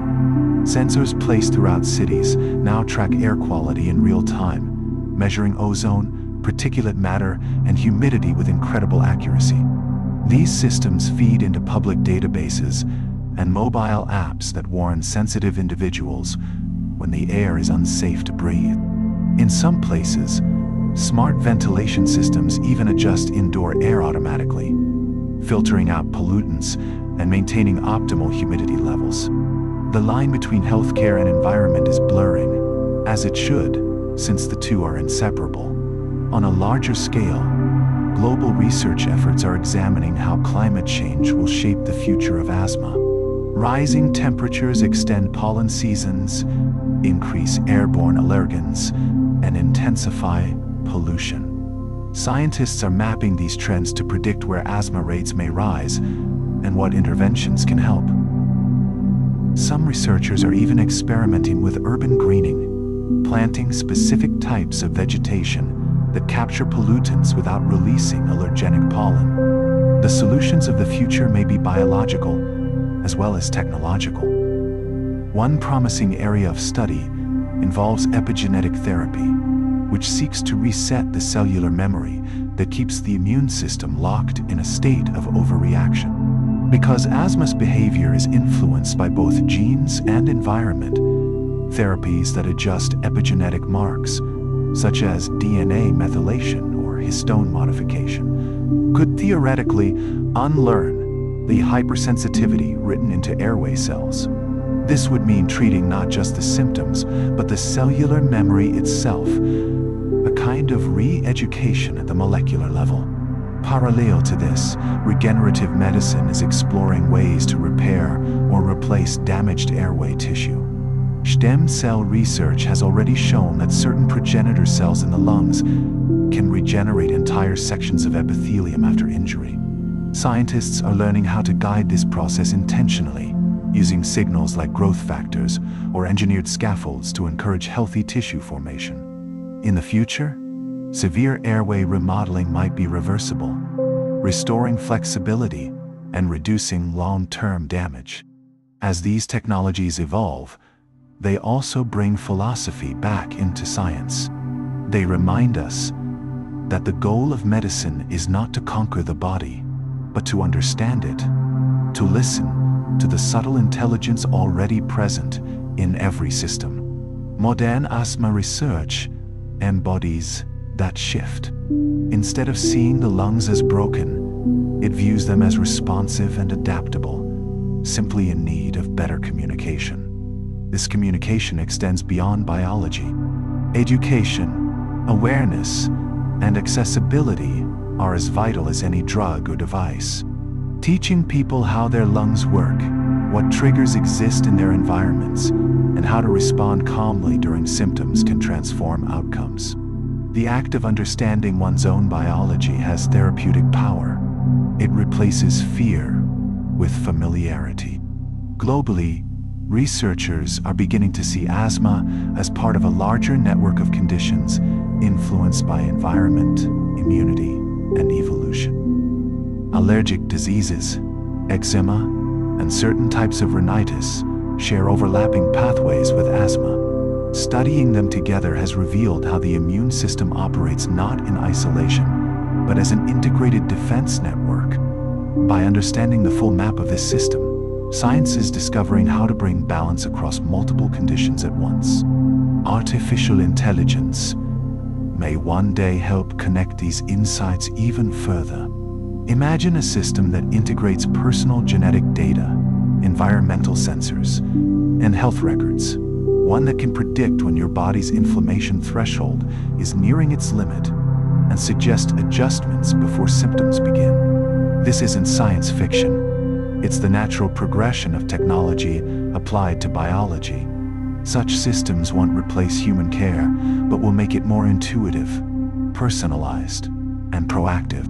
Looking farther ahead, even space exploration has a role to play. Experiments on the International Space Station are helping scientists understand how microgravity affects lung physiology. Without the pull of gravity, mucus clearance and airflow behave differently, revealing hidden details about how airways function on Earth. These findings may one day inspire new treatments for chronic lung conditions, including asthma. At its core, All this progress leads back to the same principle: balance through understanding. The future of asthma care will not come from a single discovery, but from an accumulation of small insights in genetics, environment, psychology, and technology, all harmonized to support the body's innate intelligence. Each breakthrough, no matter how technical, is an act of alignment between knowledge and nature. One day, it's possible that asthma will no longer be viewed as a lifelong condition, but as a dynamic state the body can learn to regulate fully.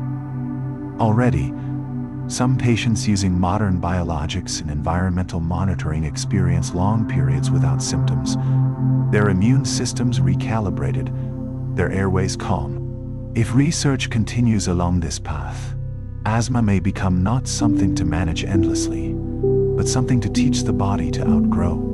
And perhaps the most beautiful part of this future is that it reflects the body's oldest truth: adaptation. From the earliest cells to the most advanced technology, every step has been about learning, sensing, responding, evolving. The lungs, with their ceaseless rhythm, embody that lesson perfectly. Every breath, even through difficulty, is proof of adaptation in motion. So as you listen, imagine a future where medicine works with biology rather than against it, where each breath is guided by knowledge, both ancient and modern, where science no longer treats the body as a machine to fix, but as a living system to understand. Asthma, then, becomes not an illness to fear, but a teacher, reminding us how finely tuned, how resilient, and how intelligent life truly is. Every breath you take begins long before it reaches the lungs. It begins in the brain. At the base of your skull, nestled within the brainstem, lies a small network of neurons called the respiratory control center. This region operates continuously, adjusting rhythm, depth, and timing of every inhalation and exhalation, even when you're asleep. It's the quiet conductor of the body's most essential rhythm. The brainstem receives constant feedback from sensors scattered throughout the body. Tiny receptors in the arteries measure oxygen, carbon dioxide, and pH levels. Stretch receptors in the lungs monitor inflation, ensuring each breath remains safe and efficient. When carbon dioxide levels rise, the brain increases the rate and depth of breathing. When oxygen is abundant, it slows the pace. This automatic balance, constant, precise, and unconscious, is one of biology's finest examples of homeostasis. In asthma, this balance remains intact, but the messages between the lungs and brain can become distorted. When the airways narrow, airflow decreases, and carbon dioxide builds up slightly faster than normal. The brain interprets this as a threat and signals the respiratory muscles to work harder. Breathing becomes faster, shallower, and more noticeable. This heightened awareness of breathing, called dyspnea or air hunger, is not just physical, it's emotional. It activates brain regions linked to anxiety, fear, and vigilance, creating a feedback loop that can intensify symptoms. Understanding this loop is key to understanding how deeply the brain and lungs are connected. The limbic system, responsible for processing emotion, and the autonomic nervous system, which governs involuntary body functions, are tightly intertwined with respiratory control. When you experience fear or stress, the brain sends rapid signals through the sympathetic nervous system, causing airways to tighten and heart rate to rise. When calm returns, the parasympathetic system, led by the vagus nerve, restores balance, relaxing the muscles that control the bronchi. In asthma, this delicate balance can be more easily disrupted. The vagus nerve, which normally helps maintain smooth airflow, can become overly responsive. Even mild irritation in the airways, a change in temperature, a puff of smoke, or a surge of emotion can activate it, triggering reflex bronchial constriction, This is why asthma is not just a respiratory condition, but also a neurological one. It reflects how closely the body's emotional and physiological systems are intertwined. The vagus nerve itself is an extraordinary structure. It runs from the brainstem down through the neck and into the chest, branching to the lungs, heart, and digestive organs. It carries both sensory and motor fibers, meaning it not only sends instructions, but also listens, reporting back to the brain about the body's internal state. This continuous two-way communication is known as the brain-body axis, and it shapes how you experience every breath. When people practice deep, slow breathing, they are consciously influencing this axis. Each extended exhale activates the vagus nerve, which signals the brain to release calming neurotransmitters like acetylcholine and GABA. Heart rate decreases slightly, muscles relax, and the body enters a state of parasympathetic dominance, often called the rest and digest state. This state counteracts the physiological tension that contributes to asthma symptoms.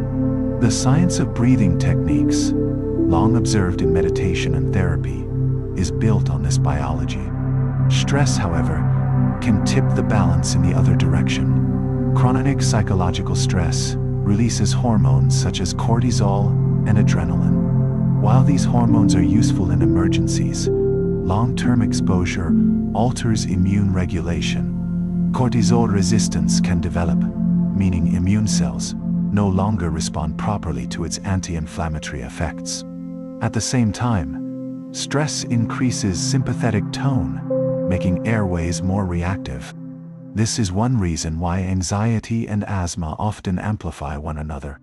They are two expressions of the same physiological circuit under strain. Interestingly, the brain doesn't just react to breathing, it predicts it. Recent research shows that the brain's motor cortex, insula, and brainstem constantly forecast the next breath, adjusting effort in anticipation of resistance. When someone with asthma senses tightness or obstruction, their brain may begin over-predicting danger, causing unnecessary tension in respiratory muscles.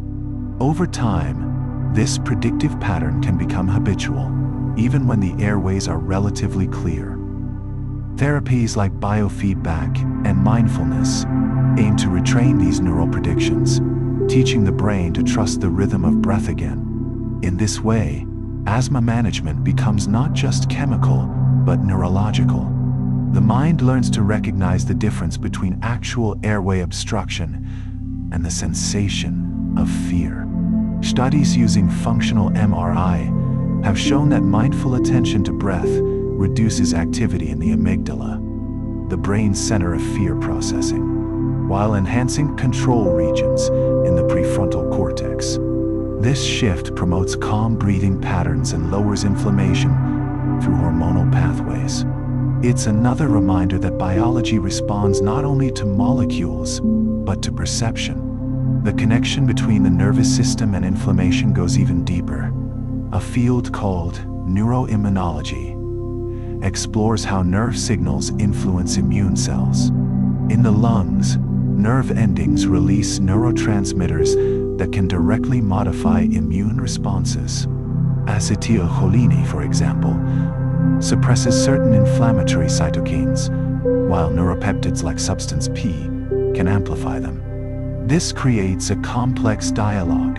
The nerves inform the immune system about environmental conditions, and the immune system informs the nerves about internal ones. When this communication is well regulated, it prevents overreaction. When it misfires, inflammation persists. The hypothalamic pituitary adrenal axis, or HAPA axis, is another major regulator of this balance. It coordinates the release of cortisol in response to stress, fine-tuning immune activity. In chronic asthma, the APA axis often becomes desensitized, leading to insufficient cortisol signaling. This can leave the immune system partially unchecked, perpetuating inflammation.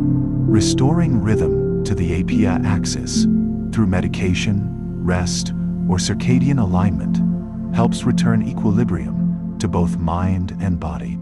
Even hormones traditionally associated with mood and emotion, such as serotonin and dopamine, influence breathing. Serotonin receptors are found in airway smooth muscle and the brain's respiratory centers. When levels fluctuate, they can subtly alter airway tone and reactivity. This may explain why some antidepressant medications unexpectedly improve asthma control in certain patients. They stabilize these neurotransmitter pathways. All of this illustrates a single idea. Breathing is not an isolated act. It's the result of thousands of small conversations between cells, nerves, and hormones, coordinated through feedback loops that reach every corner of the body. Asthma disrupts some of those conversations, but it also reveals how beautifully interconnected they are. When scientists study asthma today, they increasingly view it as a systems disorder, one that involves the immune system, the nervous system, and even behavior. This systems approach encourages treatment that addresses the entire feedback network. For instance, combining pharmacological therapy with behavioral techniques like slow breathing, progressive muscle relaxation, or mindfulness can reduce the frequency of flare-ups. It's not mind over matter, it's mind with matter. Brain and body collaborating through shared chemistry. The body's natural repair mechanisms also depend on this coordination. During sleep, especially in slow wave stages, the brain recalibrates the autonomic system. Parasympathetic tone increases, heart rate slows, and cortisol levels drop. This nightly reset helps stabilize immune function and reduces airway sensitivity. Disrupted sleep, on the other hand, increases inflammatory signaling, which can make asthma symptoms worse the next day. Thus, rest is not merely recovery, it is biological regulation in action. Technology is beginning to incorporate these neurological insights into treatment. Some digital devices now monitor not just lung function, but stress indicators like heart rate variability. Heart rate variability reflects the balance between sympathetic and parasympathetic systems. Higher variability means greater flexibility and resilience. When it drops, the body is under strain. Tracking this signal allows people with asthma to detect early signs of nervous system imbalance, often before symptoms appear. In clinical trials, neurostimulation therapies are being explored as well. Low-level electrical impulses applied to the vagus nerve can reduce inflammation and smooth muscle constriction. This technique, already used for epilepsy and depression, shows promise for asthma by rebalancing autonomic tone directly.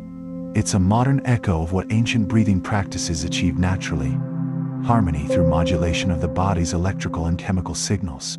The more science learns about the brain-lung connection, the clearer it becomes that emotional calm is not just psychological comfort, it is biological alignment.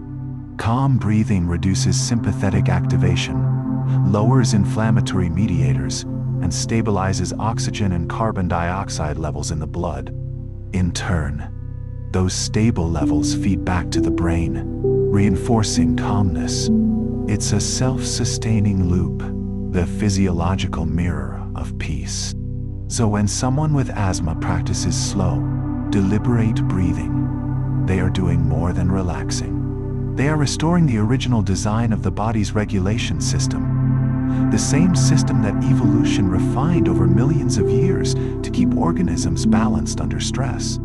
This is what biology always seeks: equilibrium through feedback. Even though asthma can feel unpredictable, it operates within rules that can be understood, measured, and guided. Each breath offers an opportunity to participate in that regulation, consciously influencing a system that usually runs automatically. The more you understand that rhythm, the more you can trust it. In the quiet space between inhalation and exhalation, thousands of neural and chemical adjustments are happening. all aimed at maintaining balance. This hidden intelligence never stops working for you.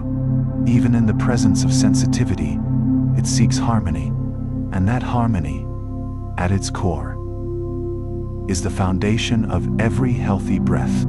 If you pay attention to your breathing at different times of day, you might notice small changes, a slight tightness in the morning, easier breathing at noon, or heaviness at night. These shifts aren't random. They follow the same biological clock that governs nearly every system in your body, the circadian rhythm. The circadian rhythm is a 24-hour cycle driven by a molecular timekeeper inside nearly every cell. At its center lies the suprachiasmatic nucleus, a tiny cluster of neurons deep within the brain's hypothalamus. This structure synchronizes your internal processes with the external world, aligning your metabolism, hormone secretion, and immune activity with the rising and setting of the sun. Even the lungs have their own circadian rhythm. Genes within airway cells switch on and off in predictable patterns across the day. These genes regulate inflammation, mucus production, and even the responsiveness of airway muscles. As a result, lung function tends to be highest during the afternoon and lowest around 4 a.m. A pattern seen in almost everyone, whether or not they have asthma. In people with asthma, however, this natural rhythm can amplify symptoms. Because airway inflammation and mucus production also follow circadian patterns, they often peak at night, leading to nocturnal asthma. During sleep, cortisol, the body's main anti-inflammatory hormone, reaches its lowest levels. At the same time, parasympathetic activity rises, tightening airway muscles slightly. For most people, these shifts go unnoticed. But in sensitive individuals, the combination of lower cortisol and increased constriction can cause nighttime wheezing or coughing. This nightly fluctuation illustrates how closely the immune system, endocrine system, and respiratory system cooperate. Cortisol suppresses inflammation. Melatonin, the hormone that regulates sleep, interacts with immune cells to adjust their activity. When sleep patterns become irregular or light exposure extends late into the night, these hormonal rhythms fall out of sync. The result is subtle but powerful. The immune system becomes less predictable, inflammation less controlled.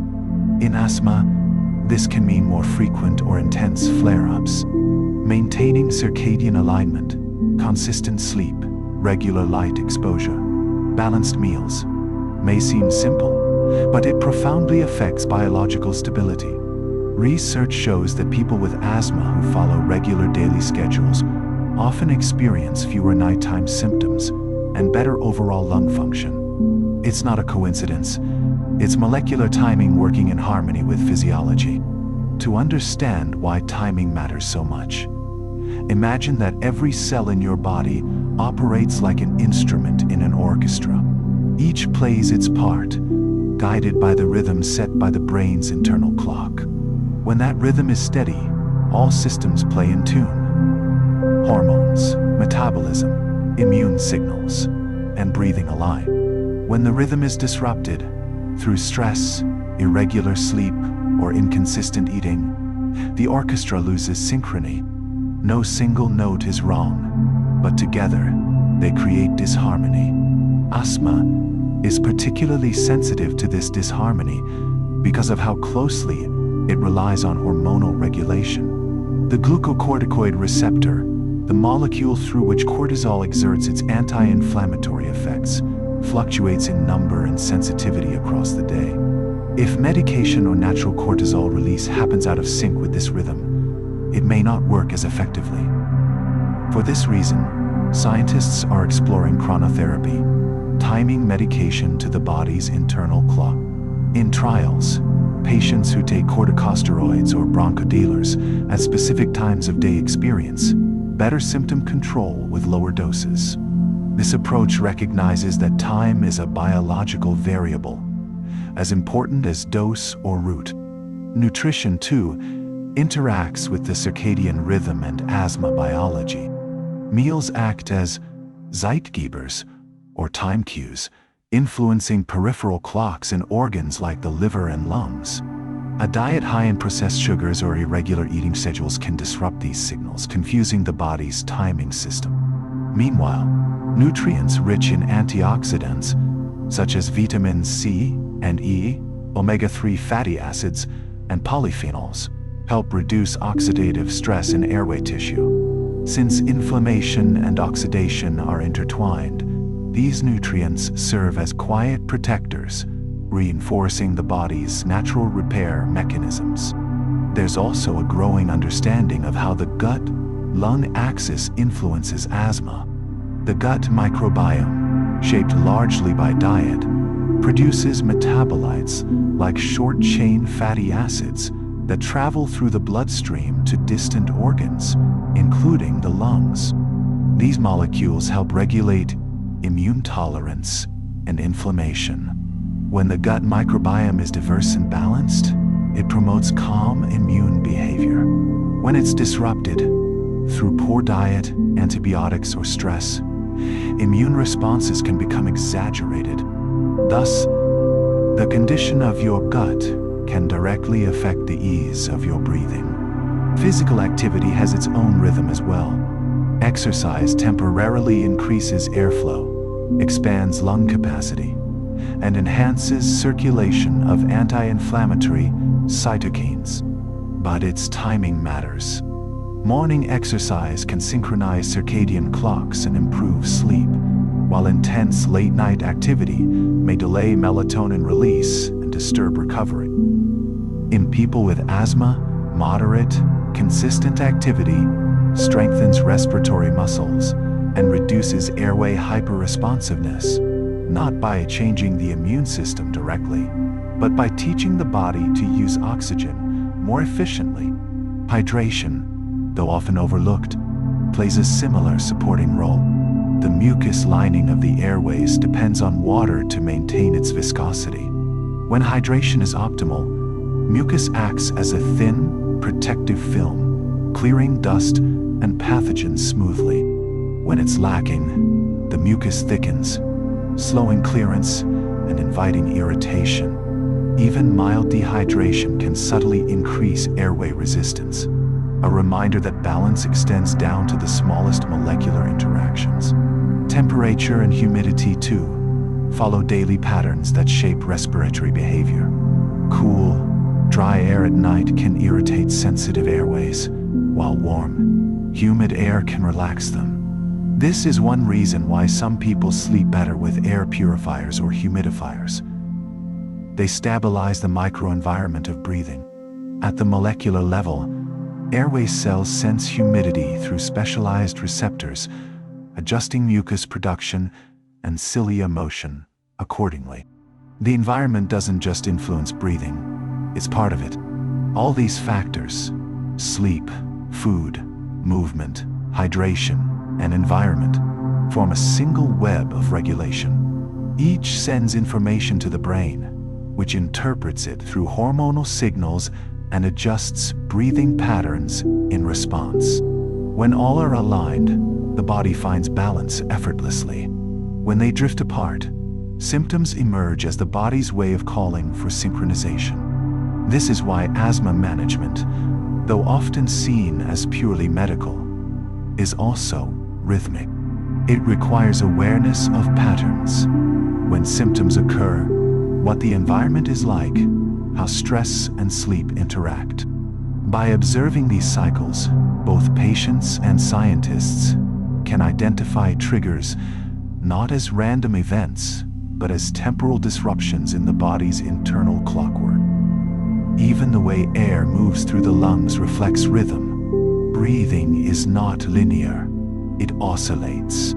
Each inhalation slightly stretches the airways, altering local pressure and oxygen levels, which in turn influence chemical reactions within cells.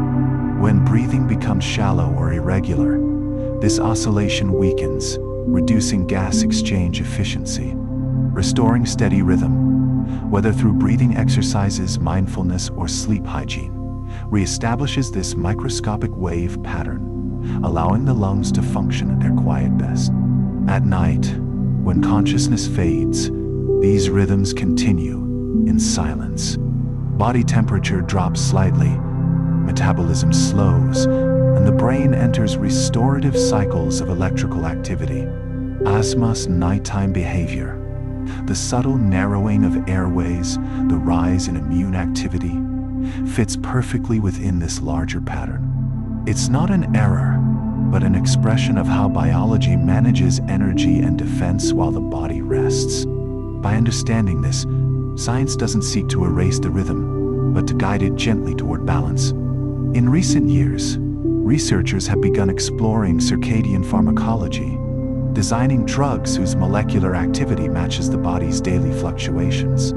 Some corticosteroids now come in formulations that release medication slowly overnight, counteracting nocturnal inflammation precisely when cortisol is low. Other drugs target clock genes themselves, subtly realigning disordered rhythms in lung tissue. This is the next frontier of personalized medicine, not just choosing the right molecule, but delivering it at the right moment. Beyond medication, scientists are studying how light therapy and behavioral alignment can stabilize rhythms naturally. Morning sunlight resets the brain's master clock, improving sleep quality and regulating cortisol. Limiting artificial light at night allows melatonin to rise on schedule, calming immune activity and improving oxygen uptake. In this way, something as simple as watching the sunrise or dimming screens after dusk becomes a form of biological maintenance. It's remarkable how these discoveries all return to the same principle: synchronization. Asthma, though complex, often reflects a mismatch between internal timing and external conditions. By realigning the two, through rest, nutrition, light, and awareness, the body's innate intelligence can regain control. Breathing itself is a rhythm that mirrors every other system. It follows the same logic as the heartbeat, the pulse of neurons, the cycles of hormones. Each rhythm interacts with the others, forming the grand orchestra of life. When one falls out of tune, the rest adjust, trying to restore harmony. That's what homeostasis truly is. Not perfection, but coordination. So when science studies asthma through the lens of daily rhythm, it's not looking for a cure in isolation. It's learning to listen to the music of biology, to find the right tempo for each individual body. And that understanding transforms treatment into partnership. Human knowledge joining nature's timing. In the end, the key to calm, effortless breathing may not lie in stronger drugs or faster interventions, but in rediscovering rhythm, the ancient timing that every living cell already knows. Asthma, in this sense, is not an interruption of life's rhythm, but a request to return to it.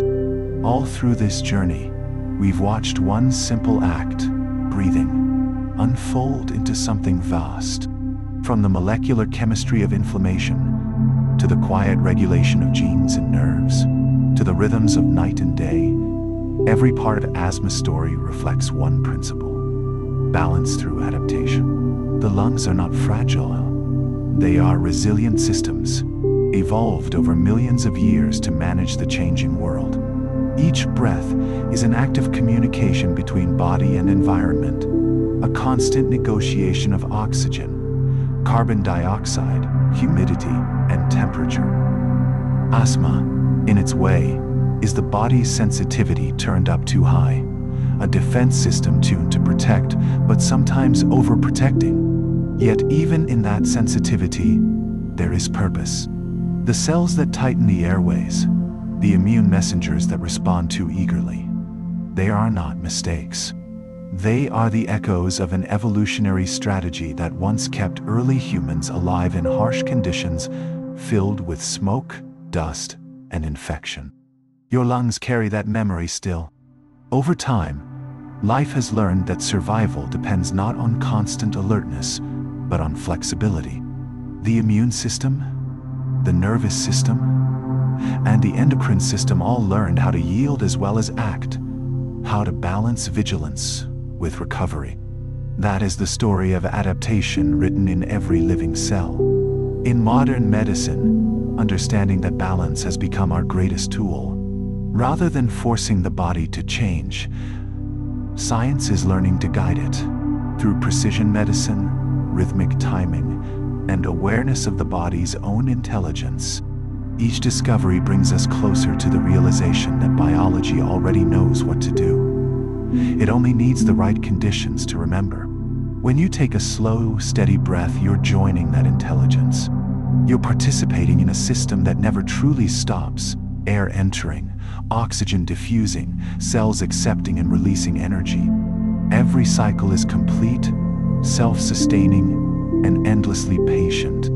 Even in asthma, when that rhythm feels interrupted, it continues beneath the surface.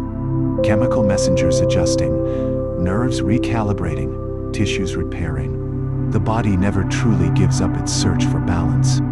It just needs time and calm to find its way back. If you were to zoom out now, beyond cells and molecules, beyond organs and systems, you'd see that all of biology follows the same design. Rhythms nested within rhythms. Cycles nested within cycles.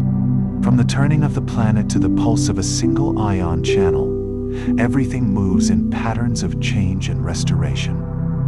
That is why understanding asthma, or any process in the body, is really an act of understanding life itself. Not as chaos, but as organized motion. Not as weakness, but as intelligence at work. Every constriction, every release, every chemical shift is part of a dialogue older than humanity. So as we close this journey, return to your own breathing. Notice how it flows, how it adjusts without effort. Notice how it continues, whether you think about it or not.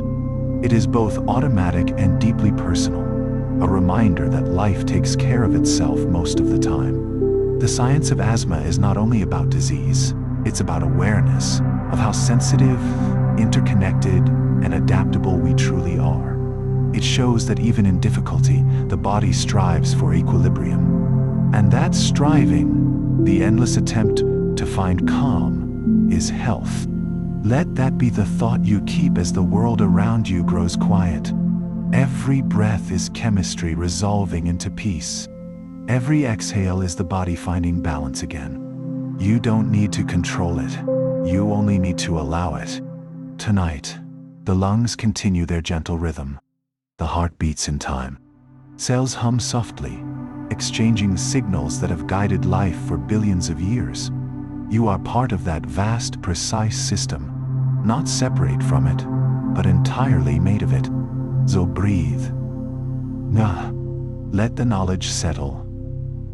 Let the science become stillness. And as your body returns to its natural rhythm, remember, even in complexity, biology always leads back to simplicity.